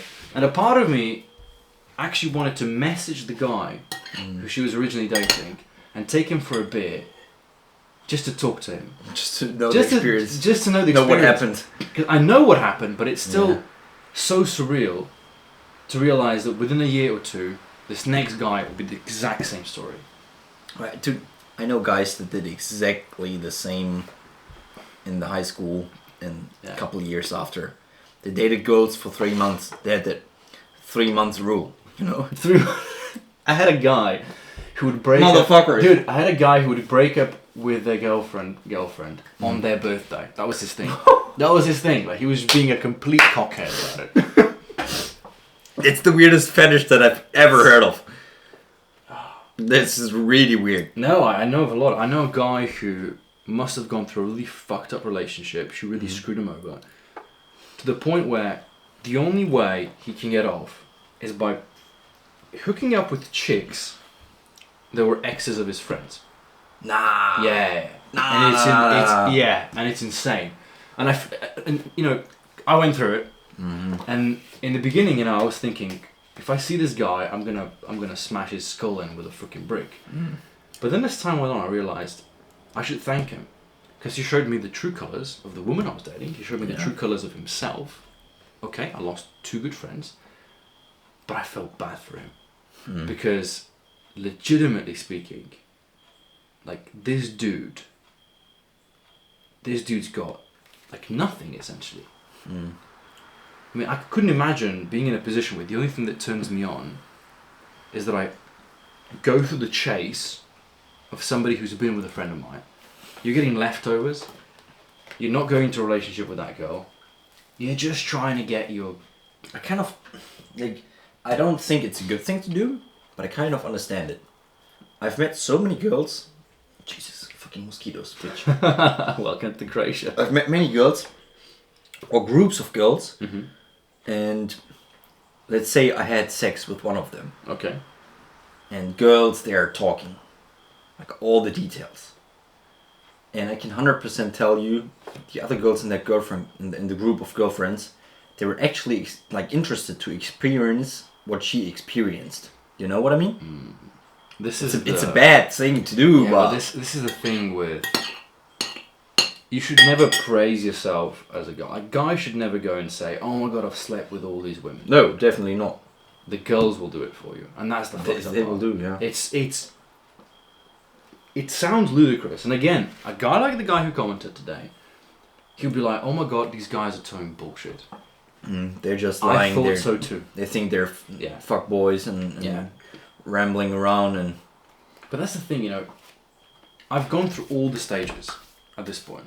You know, I've been cheated on, I've cheated, and I've been the guy who helped somebody else cheat. And it's not like I'm collecting a weird bucket list, but I think in life at some point, if you're like me, I'm very empirical in the sense I like to experience things on my own skin before I'm going to go and preach something to you. I just want to know what the fuck it's like. And when you experience certain parts of life, you start to go like, holy shit. But like, for example, would you cheat again after experience it once? No. Yeah, but at least you made the experience, you know. No. You feel it's a really bad situation for the person that's. I mean, I wouldn't even gets cheated on, but it's even worse for you in the aftermath when you can't look in your eyes. I wouldn't necessarily say it was cheating. I'd say it was the preflux of it. It was the position where I realized I was going to cheat. You know, it was like you're moving into a way, because when your brain starts to, I don't want to be with a person in the relationship where I can't just be like, fuck everybody else, just go away. Yeah. You know, like where I want to have that tunnel vision essentially. You know, in Warthland we had the tunnel vision thing. It's really like you're in a plane and you only see the target in front of you. No, all the guys that were better than us, they're like, "What do you mean tunnel vision? You never had tunnel vision." Nah, fuck them. But nobody cares about Warthland anymore. That was probably trash. I don't care. No, but I want to have tunnel vision for a woman. I want that feeling. And I think that's something beautiful. If you can attain that, and you can attain that, then that's what. I think I only had that 3 times in my life. Going back from that first date, sitting in the public service, and I totally missed my stop. Yeah. You know what I mean? I know what you mean. Missing the stop because you're in love essentially. Dude, you just fell in love. You know? Yep. You can't think of anything else. You were happy. Yeah. Even though you have pain somewhere, you know, you had some injury or you were sick or whatever. There's always problems in your life, but you were just happy at that moment. You miss your stop, getting back. That's the beauty of it. I mean, I'm not using public transport anymore that often. I mean, I live in Munich now, so I do actually use it because it's good and it's the easiest to get around with the underground and stuff like that. But yeah, it essentially is that. Okay, what did you do? You moved this one? I moved the pawn, yeah. 100%. That's something you wanna strive for. Like I want to be with a person that just makes me go like, holy shit! I'm so happy to be around you. I'm so happy to be with you. And I think that's again the guy who's commenting is coming out from that point of view where he's searching for that. And I don't deny him it.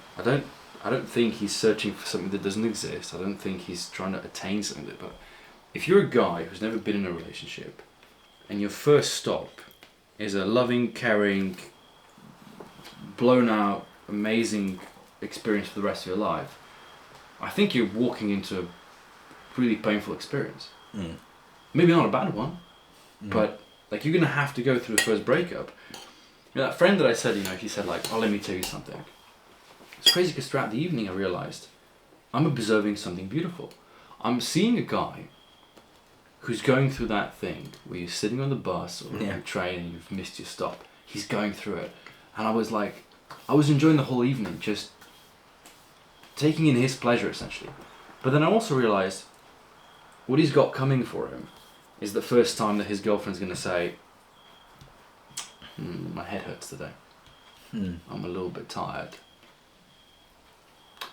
Can I tell you about my friend? Oh my god, she was being such a bitch today.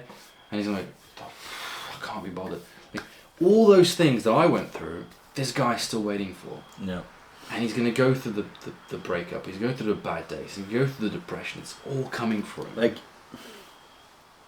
I'm not even against the whole thing that a girl wants to share her bad experiences or her bad feelings with me, as long as it's not every single fucking day in my life. It has to be at the right amount of percentage of my whole year in my life that you actually be mad at me because of other people, I totally understand. I'm the same from time to time. Can I give you advice there? Because there's something that I did realise, is they want somebody just to listen. Yeah. But there is that problem. I made this mistake once in a relationship, and this is actually advice. This is actually relationship advice for anybody listening. I made this terrible mistake. Yeah, you've been in a couple of but this is an obvious one, but because it was a semi-long distance relationship, she would often call me and she would tell me about something. And you know how you're on your phone and you just start walking around the place.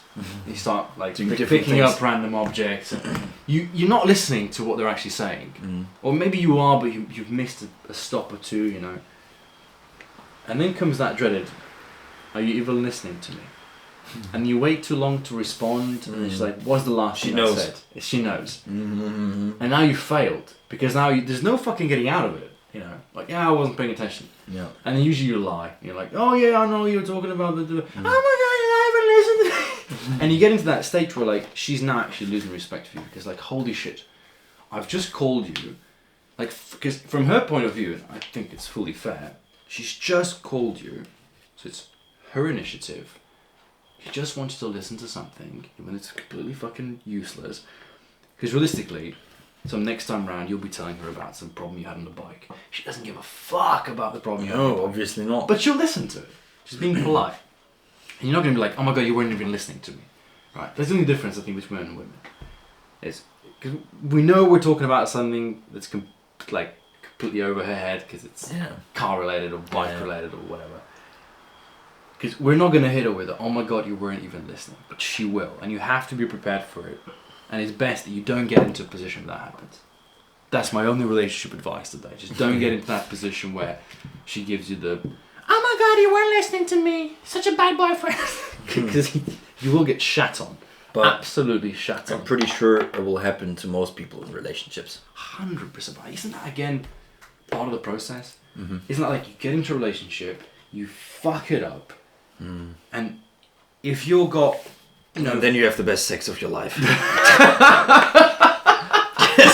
Just kidding, but it is like that sometimes. Oh, it do be like that sometimes, yeah. Yeah. Might take a little bit longer from time to time. I think that was actually something that my first relationship ended. I think that's something she said. She said we had a dinner. We broke up. She basically hit me with the, "Are you happy in this relationship?" And even though I was completely noob in this whole woman conversation, because they speak in a weird code, like an enigma, I was like, "Holy shit, she's breaking up with me." At the end she said "It's fine, today you're going to have the best sex of your life." And I was like, "The fuck? What do you mean? How is this going to be the best sex of my life?" Was it? It wasn't, but still. Definitely there's, I don't know, man, I think it's makeup sex is probably better. Yeah. Lots of experience that part, but absolutely, you're gonna go through it. You're gonna go through all those processes. Like, when it comes to feelings, fuck. Wait a second. What am I going to do? You're getting ruffle stumped, man. You're gonna say when it comes to feelings. So, I have to think about like the girls that I actually cared about. Mm-hmm. So the first time that I cared about a girl was in 2015 because I finished high school in 2016.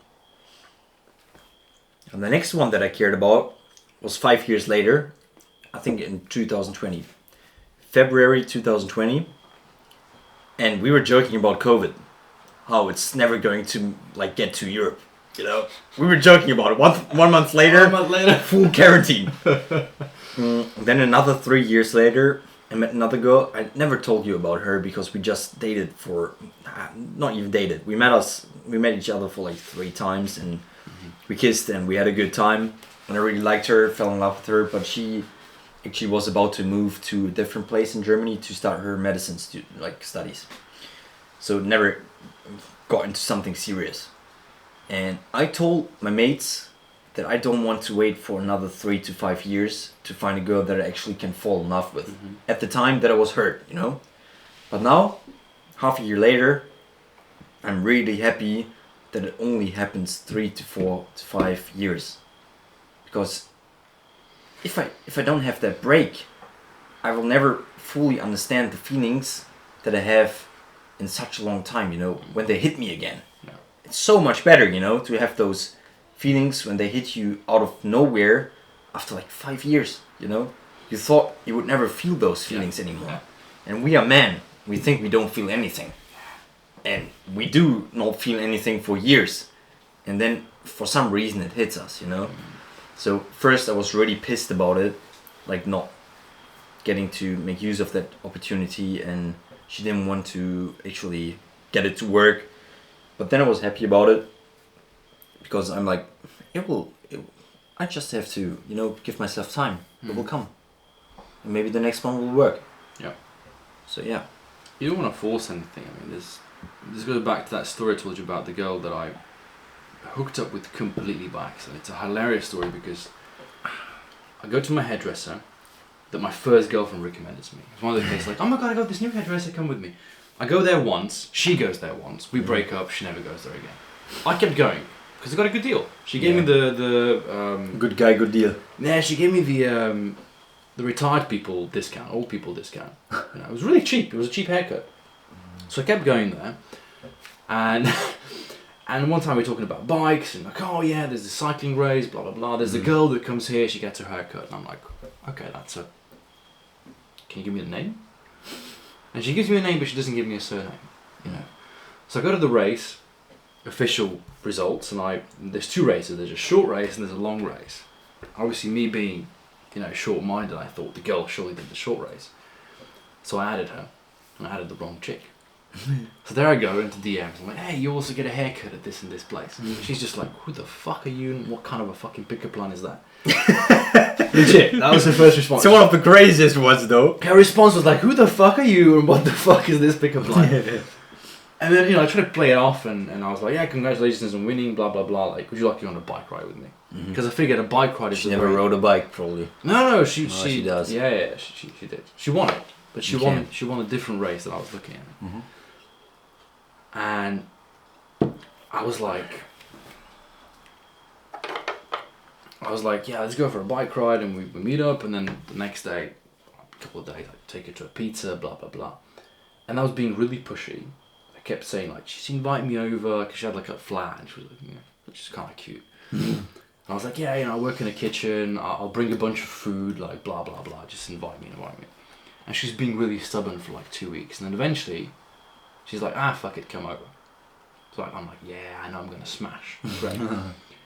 It turns out it was actually the best friends with benefits I had ever. Lasted for like, I want to say solid 6 months throughout winter. It was beautiful. It was like, you know, once a week, hey, what are you doing? Right, I'll come over. Netflix and chill, essentially. That's easy. You know, and she was paying for everything. which made it even weirder for me because she was a couple of years older. You know, she was, Couple of years. yeah. That's rare. I'll say about. I had that with the girl that's been like 2 years older than me. She was like French girl. 3 to 5 years older actually, yeah. But she was starting to get into those ages where she was like starting to think about a family, you know. Mm-hmm. And you're not gonna get that from good old Yobba over here, you know, because I wasn't interested in. Too young. Yeah. You were too young. No, but she also she wasn't my type in terms of relationship. She did some weird stuff where she would. I think one time she woke me up at like 6 a.m, slamming a pillow in my face. And it was, to her maybe it was innocent, but to me it was just like, what the fuck is wrong with you, you know? Like, let me sleep in peace. Better get in the kitchen, make me a coffee, bitch. I was so pissed, you know? And then, luckily at the time, I had a friend who was also doing the same sports as her, and he had the same, like, if there was a male version of her, it was that guy. And I just felt this weird connection, and then as we were talking, I started like mentioning the guy a little bit more. I just mentioned him a couple of times, and she got interested. Mm-hmm. And I hooked them up, one with another. You were out. I was out. Yeah. I had a good time, great time. She was saying a little bit. She's like, "Oh, you're probably seeing other women, blah blah blah. I don't want that. This is the last time we're hooking up." I'm like, I'm fine with it. Fine with it. Took it on the chin, and yeah, no, 2.5 years later they have a kid. And you told me about her getting pregnant, but not the whole story around it. Yeah, and I'm completely fine with it. In fact, I'm happy for them. Like, I'm really happy for them. But it's weird thinking that could have been me, in a way. And again, you can look at that as like, holy shit, that could have been me. And you could also look at it from like, oh, that could have been me. You know, it's like it's such a perspective. I'm a little bit trait. scared about this whole situation. Like, so many people that I know, they somehow decided to marry each other in the past 2 years, you know? And I'm like, where are you taking this from? But I mean, it is. There's a drill in people. Like, in a way, you want it. But I don't know how other guys think. For me, in my head, the way I was brought up, I had this conception that a marriage means it's like a checkpoint, you know? It's like, oh, if I get married to this woman, then she is obligated by law, some weird way, to just stick around with me for forever. And I don't think that's how that motherfucker works. Not nowadays anymore. Not nowadays anymore. No. Because, like, I don't know, I think it's 48% in America, 48% of marriages end up in divorce. Like, those odds are freaking bad, dude. If they were 10%. And if you're in a certain job area, if you're like manager or pilot or whatever, it's even higher. But you know what the highest precursor for divorce is? A woman gets a raise. Yeah. I'm not making this shit up. Because she thinks she doesn't need you anymore. No. It's not that she doesn't need you anymore. It's just there's this story I once heard. I don't know if it's made up or not, but let's say you have a cheerleader. We're gonna empty that bottle today, my man. Absolutely, bro. Let's say I have a cheerleader. You know, did you make a move? Yeah. Right, I picked it. Took that one. I don't know. It's just like, That's fine. yeah. Let's say I have a cheerleader. I'm on a losing streak right now. It's fine. You have a cheerleader, and you have a high school, like, you know, jock. He's in professional football, whatever, that's in sports. What happens is, they're roughly on the same level. Because if you look at most marriages, you're going to have the guy a little bit above the woman. Yeah, just or maybe a lot about the woman. But usually the average marriage, the guy is making a little bit more than the woman is. Yeah. And that's fine. Nowadays. But if a woman starts making a lot more than the guy, I think she subconsciously starts looking for a man that makes, again, more than her, that's more successful. Because I don't know if I've told you the story. We had this, there was a live event. I'm hungry, my man. I hope they don't care on the podcast. Nah, it's fine, man. You can eat. There was a live event that I joined, and we had this conversation with this woman. She came up to me and she kind of assaulted me in the sense of like, she assaulted my thought process, you know. She said something like, "Oh, you men always have to be superior." And I was like, "Okay. Do you want a guy that's taller than you?" She said, "Yes." "You want a guy that makes more money than you?" She's like, "Yes." "You want a guy who, you know, has got more affluence than you? He's more well spoken?" Like, "Yes." I asked a couple of those questions, like a guy who's more this, a guy's more that. I'm like, wouldn't that make the guy superior? And it was just pitch quiet. Or they say no and they don't have an answer. No, but it's like, it's not that I want to be superior to a woman. Is that I will feel a lot better with a woman, not because I can control her, not because I can abuse her, not because I can, you know, throw her around and have my way with her, but because she will respect me more. Because even as a guy, if right now, let's imagine that 3 different people walk through the door. Brad Pitt, freaking, let's take some dude from freaking ancient Greece, you know, some philosopher walks through the door, you know, Pythagoras. And let's imagine some random ass hobo. Like, we're gonna react differently to those 3 men.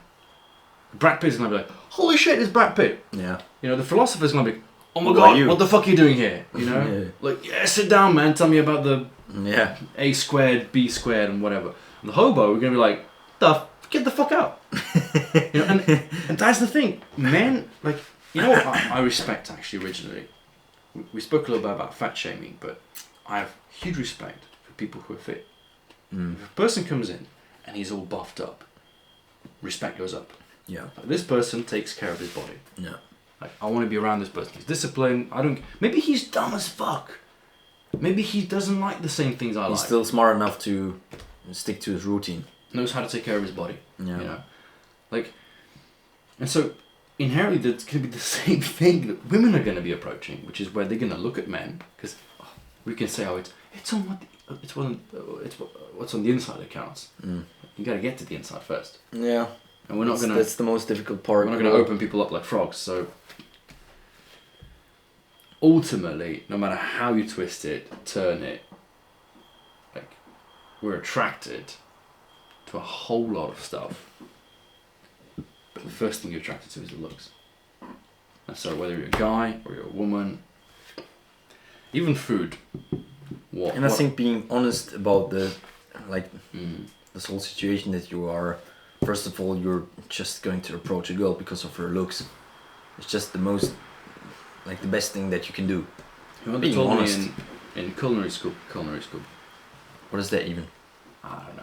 It's not. I keep saying culinary school. It's not. It's a higher vocational college for tourism and hospitality. Okay. It's organisation of business there. But one of the things they said was you first eat. Culinary. Culinary. Yeah. Okay. Yeah. Okay. You first eat with your eyes. When somebody brings you a plate of food, the first thing is you see it. Second thing is you smell it, and the third thing is you taste it. And we're trying to play as if the taste is the most important. It is, but you got to get to it. Yeah. Because I can bring you a dessert, looks like absolute fucking dog shit. Looks like a baby vomit over, but tastes amazing. The thing is, you're very unlikely to eat it. Yeah. You know? True. Like, I'm not saying I want a thing that looks amazing but tastes bad. But I definitely like it to look good. Yeah. You know, I want it to look appetizing, Yeah. have the smell it's supposed to have, which... And even if it's then not tasting good, I can still say, okay, it's not the right thing to do for a second time, you know? Because that's the thing about... I think we actually mentioned this in the first podcast with it, but smell. There are certain smells that I'm personally not attracted to. And there's been times where a woman just smelled in a way that wasn't for me. Yeah. And the only way you're going to know that is by hugging her, going close to her, and be like, Yeah. "Oh shit, this is not for me." I mean, I'm not giving a girl my hand on the date. I'm always hugging them. Yeah. Always. And you should. It's just natural. Absolutely should. Yeah. I have a few rules I stick to, and that's like a behemoth one every single time. Also, because they can feel if you're the type of guy that they want. But if also you build, this is taking command. you know, this is the very first part of taking command. it's the same for girls and boys, you know, or men and women, however you want it. We're like right in the middle, I think, between being boys and being men. So it's like always just weird, you know. You have to really internalize that you're a man. Because nowadays we're constantly being thrown into the boy. Yeah. You know, 100%. all those boys. What do you mean boys? You have to be a man. The thing is, it's cool being a man, but sometimes I want to be respected being a boy in certain areas that I want to enjoy for myself. Like what? Playing in dirt? Nah, just me being like joking around with my boys, you know. I'm saying joking around with my boys, having fun with my boys, not with my man, you know. I'm joking around with my man. Yeah, it's like kind of weird. No, I like that point of view. I have to, because even if I'm 50, I'm going to meet with my boys, you know. That's true. That's true. But in the context of if there's a woman involved, they're not your boys. Nah. You know, that's when you want to be with my friends. Yeah. My mates. My mates. My mates. Yeah, absolutely. Alright, what am I going to do here? I mean, that just loses the queen, so yeah. maybe reconsider. Maybe reconsider that. Maybe it's a little bit too much of the alcohol by now. Too much rum. No, but I wanted to do this with you. It was a long dream of mine to get a bit pissy. Pissy? Yeah, piss drunk. Piss drunk? Piss drunk. Well, not actually piss drunk. Have we been piss drunk together? I don't think we have. Well, I mean, I've never actually been properly. I've never vomited from alcohol. I did. I 100% did. No, but what was the guy criticizing us about again? That we're being toxic men that hate women and are bittersweet about our relationships that didn't work, and that's why we. Let's take it sentence by sentence. His first thing is that what you're saying is that we are on a never-ending quest of understanding women. Mm-hmm. I mean, we're on a never-ending quest to understand ourselves, to be honest. So he's saying that he is understanding women. No, he's not saying that. I think he's just describing what we are trying to say. All of us. Us, I guess. Okay. And that we are claiming that men should stay away from the agenda that's being pushed on us, which is to become more feminine. I think we both agree with this. Yeah, of course we should stay away from that. Why am I born as a man then? That's exactly. Like being feminine is for women. What am I? Yeah. End of debate. Not even. Did my mother give birth to me so I change my gender every year or what? Exactly. Stop showing emotion. We don't agree with this. We're not saying you don't show emotion. No. But there is something, and I'm currently reading a lot of Stoicism, which I absolutely love. And it's not about not showing emotion. It's learning when and how to show emotion. Mm. Think about when you last saw your father cry. Chances are you didn't. Especially, like, you need to pick the right moments and the right people to show emotions, you know? Yeah. What's the, you know what I like? The Rammstein song. Which one?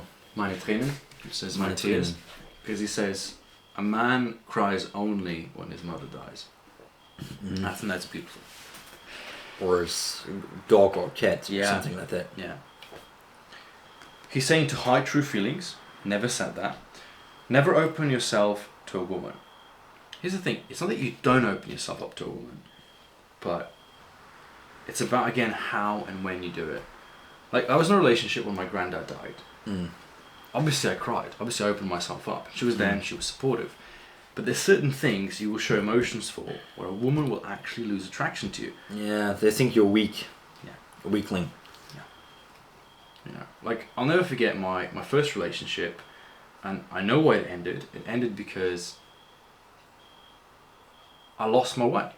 I didn't have a clear route which I was following, and the girl I was dating essentially just went, I'm out of here. This guy clearly doesn't know what the fuck he's doing in life, and I'm not going to be part of it. Because you have to think of it like this. It's a relationship, and you're the captain. So imagine that you're on a boat. Imagine you're a woman, and you're on a boat, and you're sailing. Where are we going? We're just going somewhere. You absolute You have to cut that one out. No, we won't.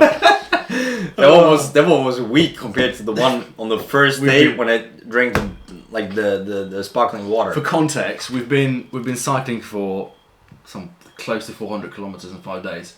He is. Yeah. I took a day off. We've drank like shitloads of this mineral water and making us burp and fart but that's what men do, you know, or boys. That's what women do. They just say they don't. What the fuck? That's okay. Yeah. That's being feminine. But let's be real, dude. Imagine being on a boat with a captain, and the captain doesn't know where the fuck he's going. Imagine sitting in a car, the person who's driving is blind. Like, would you be full comfortable being in there? It's like, fuck no, get me out of here. You know? So are we saying that you should never, like, open yourself up to a woman? Absolutely freaking not. But you should be very careful about how and when you choose to do it. He says, even more, you should never become friends with one, as that is a waste of time. In my opinion, it is a waste of time. Men are friends. Yeah, I still think it is. Men are only friends with women who are either dating their friends, or women they don't want to fuck. Or the girlfriends from your wife or your partner. Yeah, or co-workers. Obviously you are friends with them. You know? Exactly. But it's like second-hand friend, essentially. It's not like you chose to be friends with them. I will not go on a single activity with them, you know, just me and her. Exactly. Absolutely not. Yeah. Absolutely not. Literal words used in this video. Look, here's the thing. There are some exceptions. Right? There are some exceptions where there's certain people, like for example, JJ's girlfriend. Yeah. I'll often hang out with her because she lives 2 blocks away. You know. Even I met her. Exactly. You know. Because she's my best friend's girlfriend. Yeah. We hang out a lot. I don't want to fuck her. No. And so I have no problem hanging out with her. We have a couple of mutual things we can do. We can play chess. We can play some what's the thing? PlayStation thingy. You know, and in certain situations, I won't go deeper into that topic. What do you mean? No, I'm not going to talk about it. You know the situations that you get in when you hang out with JJ and his girlfriend and you have a good time. Yeah. Details. Yeah. No, but like I mean, you know, it's. The problem is it never, and even in the case of JJ's girlfriend, for example, it's always her initiating. I let it to her to be like, hey, what are you doing tonight? We want to quickly hang out. His brother's coming back home. JJ will be here in like 30 minutes. It's not like I'm actively trying, hey, JJ's girlfriend, can I hang out with you? Because that would be freaking weird. And I personally wouldn't want a guy friend to do that with my girl, you know? No. So obviously we're not saying don't be friends with girls, but I don't think most guys are. Because why would you be? Yeah. By the way, do you miss those moments at like 10:30 p.m. Yeah. when JJ hopped out of nowhere, hopped into the chat on Twitch? Yeah. And you knew in 30 minutes I will be with that motherfucker and we're gonna do, you know, enjoying life. Yeah. Even I miss those. That makes it times. sound gay as fuck, like, dude. Yeah, I know. But we're gonna be enjoying life. Smoke pot. Let's say it's smoke pot. Yeah. No, but we used to get high so much. You know, you were in Ljubljana with JJ. I've been in Berlin. UK Octane. He was in the UK. I don't know exactly where he lives. He was in the UK. Yeah. Spitfire Leeds was in Australia. Yeah. I can tell you. Everybody misses that moment when JJ just randomly appeared in the chat at 10:30 and you knew it's almost over. This motherfucker's just in the chat because he knows you guys will hang out, smoke some proper weed, enjoy life, you know? Those are the best times of my life. Because you brought up JJ, you know, I was thinking about it, you know? I was happy about him seeing in the chat because he wasn't interested in the game. He was just there because of the people, actually. Yeah. He was a vibe. That's what he was. And he enabled me something which was so important for streaming that so many people don't realise. But because I would stream 3 times a week for 3 hours plus a half an hour of the radio, and then me and him would meet up, and we'd smoke a joint and we'd just chat. And he would allow me to, first of all, banter and rant just to get some of that negative energy off. Yeah. And I respect him so much for being able to sit there and listen to so much of my freaking rambling. Because so much of it must have been boring for him and annoying, and he must have been thinking just, oh, shut up, you motherfucker, I don't care about the game. I don't care about the problem in the community. Like, and then we'd listen to some music, and that was a routine, it was a ritual for me. You know? Didn't he bring you into the game?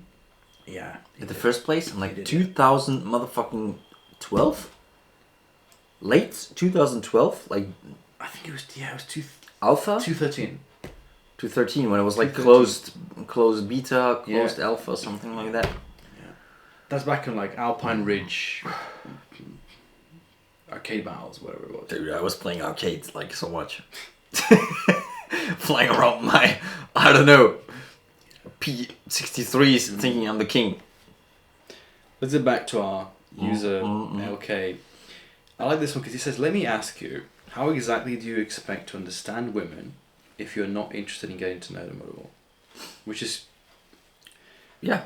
I always it's a fair point. No, but it is, but I always say, to be interesting is to be interested.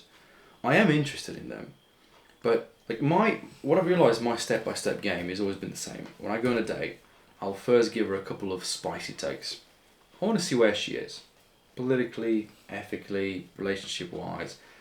I want to test the waters a bit. When that is done, I'll start, needless to say, drilling into her. I want to know about her. That's where I'm going to show some interest. Maybe I'll do this on the second date only.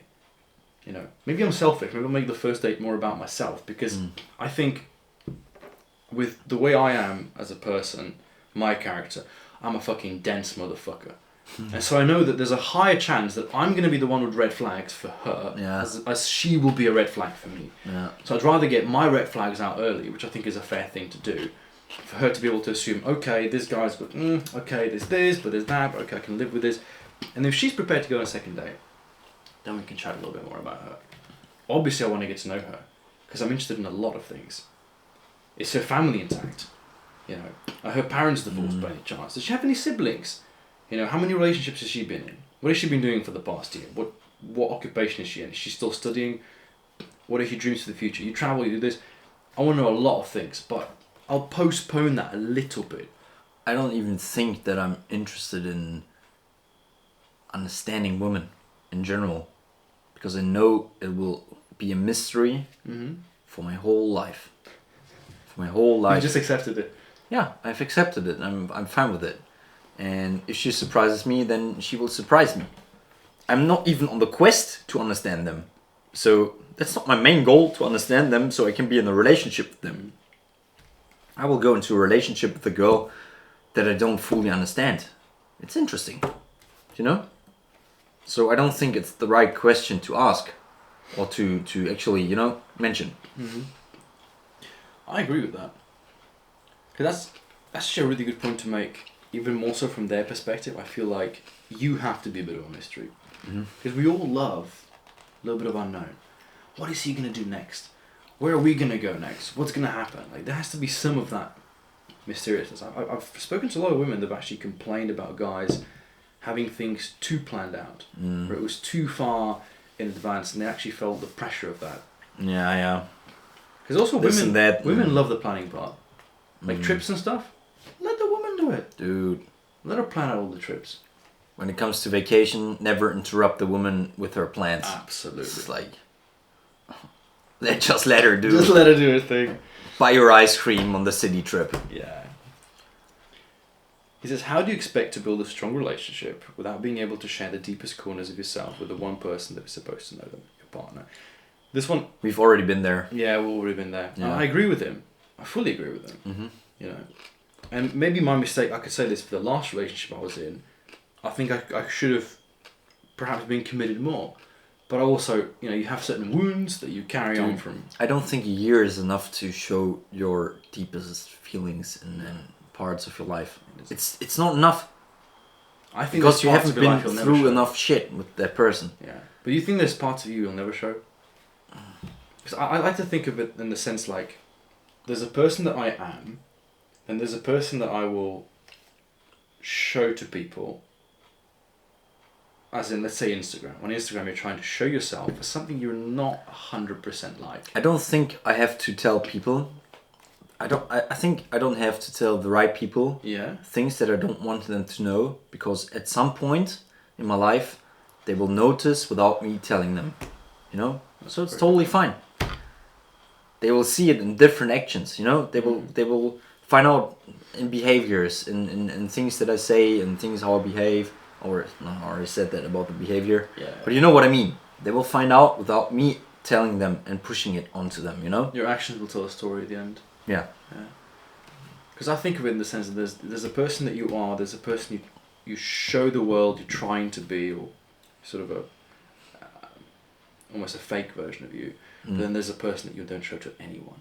No. Like the darkest, deepest. I'm not saying like, not going around with like, I'm a psychopath, I'm not going to tell anybody about it, but there's certain things about you that you almost want to take pleasure in, just keeping it to yourself. Can you give me the bread? I'm hungry. Absolutely, my man. He says, it looks to me that you're not in fact looking for an equal loving partner to experience the world with. Looks like you're just expecting a live-in sex dollmate. So it's a two-part question. Here's the thing. An equal loving partner, to me, sounds like a 50-50 agreement. And I think any person you ask in a marriage, and we're not speaking from personal experience because we've not been in marriages, but I'm pretty sure if you ask any person married ever, if it's a 50-50 effort, it's not. No. Because if we're married, and you come home and you've got 10% energy left, then I've got to fill in for the 90. It's not like I'm going to go 10% with you and we'll both just fucking lay there. Like, can't work like that. Exactly. That's not how math works. You know, the travelling will be done by her.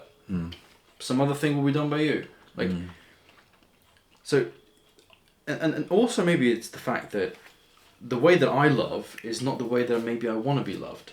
Yeah, you know, true. Perhaps my way of expressing love is different than the way that I'd like the love to be expressed to me. And people are so bloody different. You don't even know what you like half the time.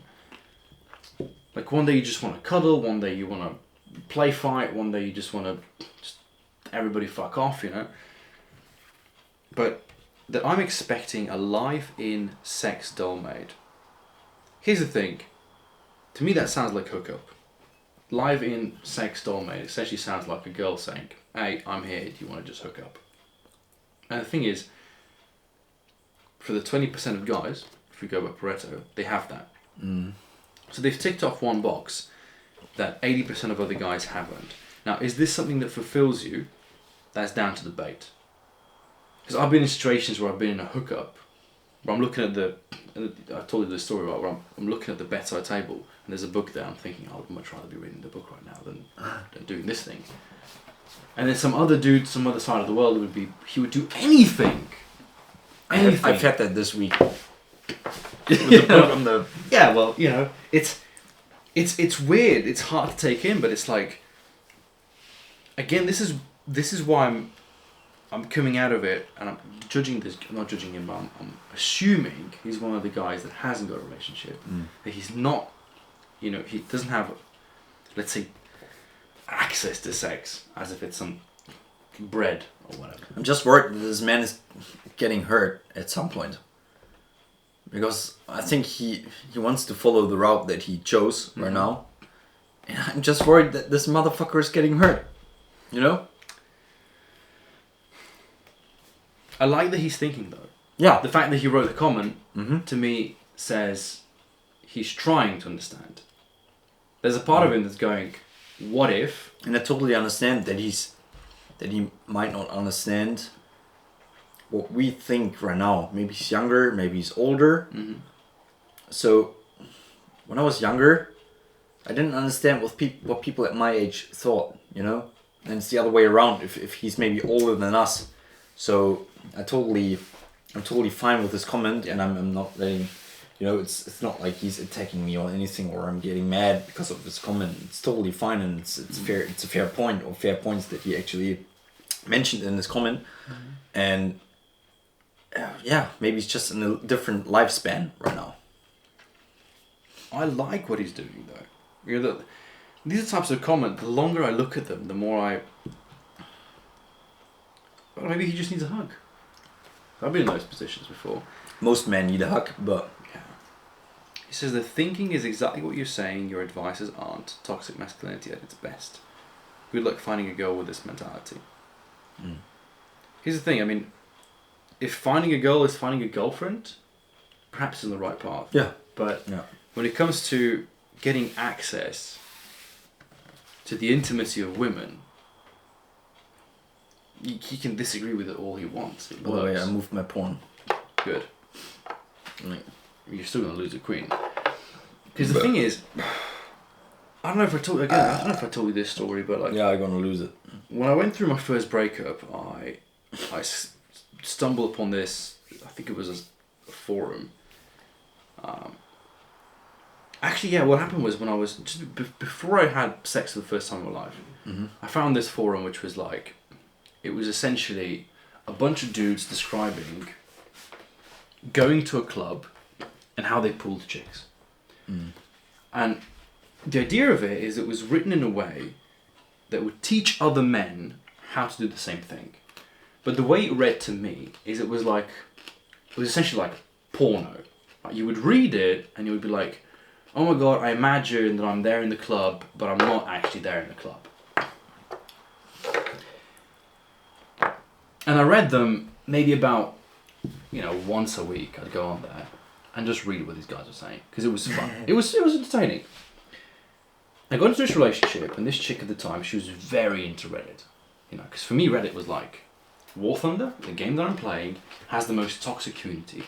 So surely every other community is also toxic, which is the problem that I think a lot of guys have because they're like, oh, this girl I met is a fucking bitch, which means all women are bitches. It's like you have this weird deductive thought process, and what ended up happening is this one day we were browsing Reddit, and she sees that I was on this forum, and she's like, oh my god, this place is full of sexists, and it's really bad for you, and you shouldn't be reading it. And I didn't even question it. I just went, yeah, I'll fill myself up, don't worry about it. I said to her, and I was like, fine, I believe you, I trust you, and I just unfollowed. I went off of it. Like a year and a half later, we break up. I'm in the fucking shitter. I'm like, really, really doing badly. And I don't know where, but from the bottom of my mind, somewhere I remembered this place.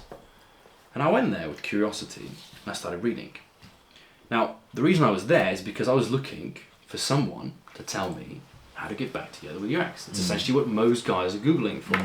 Like, I think Google is just plastered with dudes trying to figure out how the fuck to get that one I'm woman. Googling, like, do I really have cancer? Do I... stuff like that. But I bet you, if you were Googling, do I have cancer, you would stop on page 1. Yeah. But if you're Googling how to get your ex back, you're going to go to page 11, find some Yahoo thread with some random dude from India. You're just trying to find one comment to affirm that thing you're trying to find. And there I was trying to find one. It's so easy though. You will find it. It's easy. But the reality is, I ended up going there, and I'm reading, and I'm like, everything these people are saying goes against with everything I've been told. Yeah. It's like, I disagree with it. I was like, no, this is bullshit. I now understand why this woman told me to get off of it. This is bullshit. But my mind didn't let me sleep on it. My mind was like, look, if this is really bullshit, then it doesn't work. So how about you try it? So I go out there and I try it. And the first thing I try works. And the second thing I try works. And the third thing I try works. And I'm starting to get a little bit like, what the fuck is going on? Cheers, man. Cheers, my dude. It's like the fourth. I don't know, it's the elixir of life. Cheers, people. Am I even in the screen? Am I even in the picture? Of course you are, man. Ah. We're both beautiful as ever. I'm not that buff that I don't fit in the picture. Fuck you. Yeah, and then I went through that process, and I was in the same position, and I understand where his comment is coming from, because it's a comment of doubt. It's a comment of, you listen to a podcast, you read something, or you hear it from a friend, and your initial response is, this person is spouting bullshit, fuck you, shut the fuck up. I welcome you to try some of these things. The stuff we're talking about, try it on your own skin. Because then you start to realize, wait a minute, maybe what my parents have been telling you is wrong. Yeah. Maybe what school had taught me was wrong. Maybe what the whole system is telling you. I hate bringing up the guy. There's a reason why that good old person from Romania called Andrew Tate keeps talking about the Matrix. Is that motherfucker even still alive? Yeah, he is, apparently. Did they give him this Bugatti back? Yeah, I don't know, man. I don't think so. What colour is your Bugatti? You can hate him, but there's a reason why he's popular. Because he's talking about certain things that young men clearly are missing. Yeah. You know. I was thinking. You know what I was thinking about? This goes back to JJ's girlfriend. So I was there a couple of weeks back, and I had one of those bad days. You have bad days. Sometimes you have bad months. And I wanted to play chess, and she was like, "No, I have this quest in Harry Potter on PlayStation. There's this boss fight I can't do." Dude, I was there for 2.5 hours, glued to the screen, trying to do the boss fight. Yeah. And I realised for 2.5 hours, I didn't think about none of my problems. Didn't think about work, didn't think about women, didn't think about pain. I had a problem that I had to solve, and all my focus was on that problem. And I think a guy needs a freaking problem in his life, but just solve.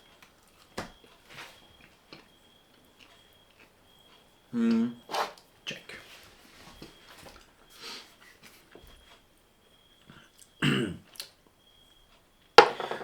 We all know the girls that... There's girls that actually... shit. I have to think very quick. There's girls that really crave for relationships where they actually have problems all the time. There's those girls that want to get into problems all the time with you because for some reason it's their fetish and they're craving for it. Is it different types of problems or? I can only give you my theory. My theory is that you look at their father. And I think that the relationship that a woman has with her dad will be the relationship that you will have with her. And from what I've observed so far, it stands 100% true. Did I do something? No, but you're in check, so you're going to have to do something. You know.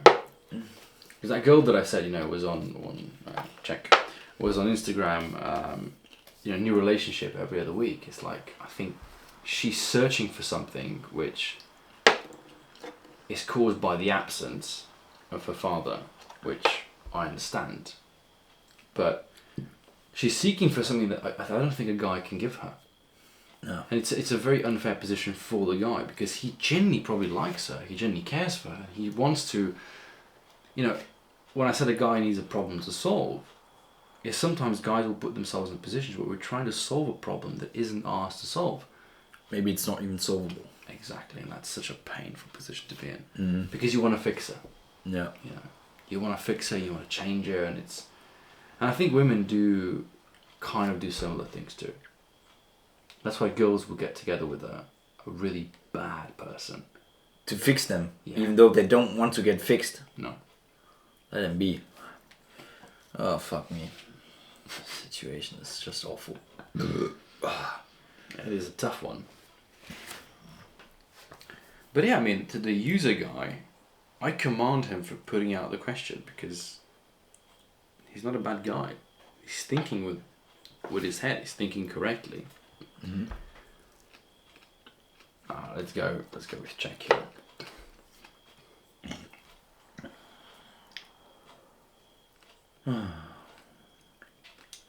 Oh, this one's gone. Yeah.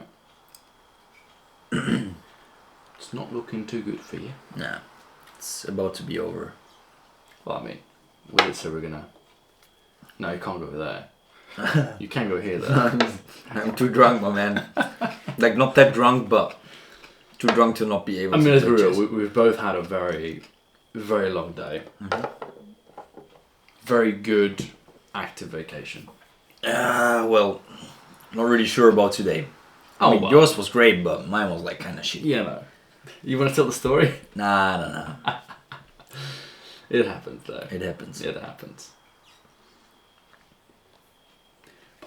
Do you think we could give the guy some advice though? That doesn't sound too condescending. Without me knowing in which type of situation he is right now, I can't give him advice. If I knew he's in a relationship, I would give him props. Maybe applaud to him. Yeah. But I don't know in which situation relationship wise he is right now, or when it comes to girls or whatever. So he has to comment on this podcast that's coming up, so we actually know. Yeah. But right now, I don't want to give advice on him because I don't know his situation. I don't think it's valid to give advice right now. At least from my perspective, it's not. I'm a little bit more arrogant for that. So Yeah. I'll tell him. Go off on him. Nah, he's a good guy, but I think what he could try, and it won't kill him to do so, is to test out 3 things that he disagrees with. Just like, if you're not in a relationship and you're implying that you can actually go out there and you can date, and you can experience something new. Essentially, go out there into the world and try your best to prove us wrong. Like, take 3 things you really disagree with, 3 things that you absolutely think are bullshit, and try them out. You go and over. This is why I think Tinder is great, because you can test these things out without there being hard feelings. You're not going to hurt anybody's feelings. It's not going to be the end of the world. In the meantime, I will do my best to checkmate the white kink. You're almost there. We are very close, and we've accomplished. Good game, sir. Good game. That was a I good think one. that's an end to the podcast. Yeah, A great beautiful. one. Cheerio, boys. Cheers, boys. That was good, man. Really was. Cheers. Cheers, my man.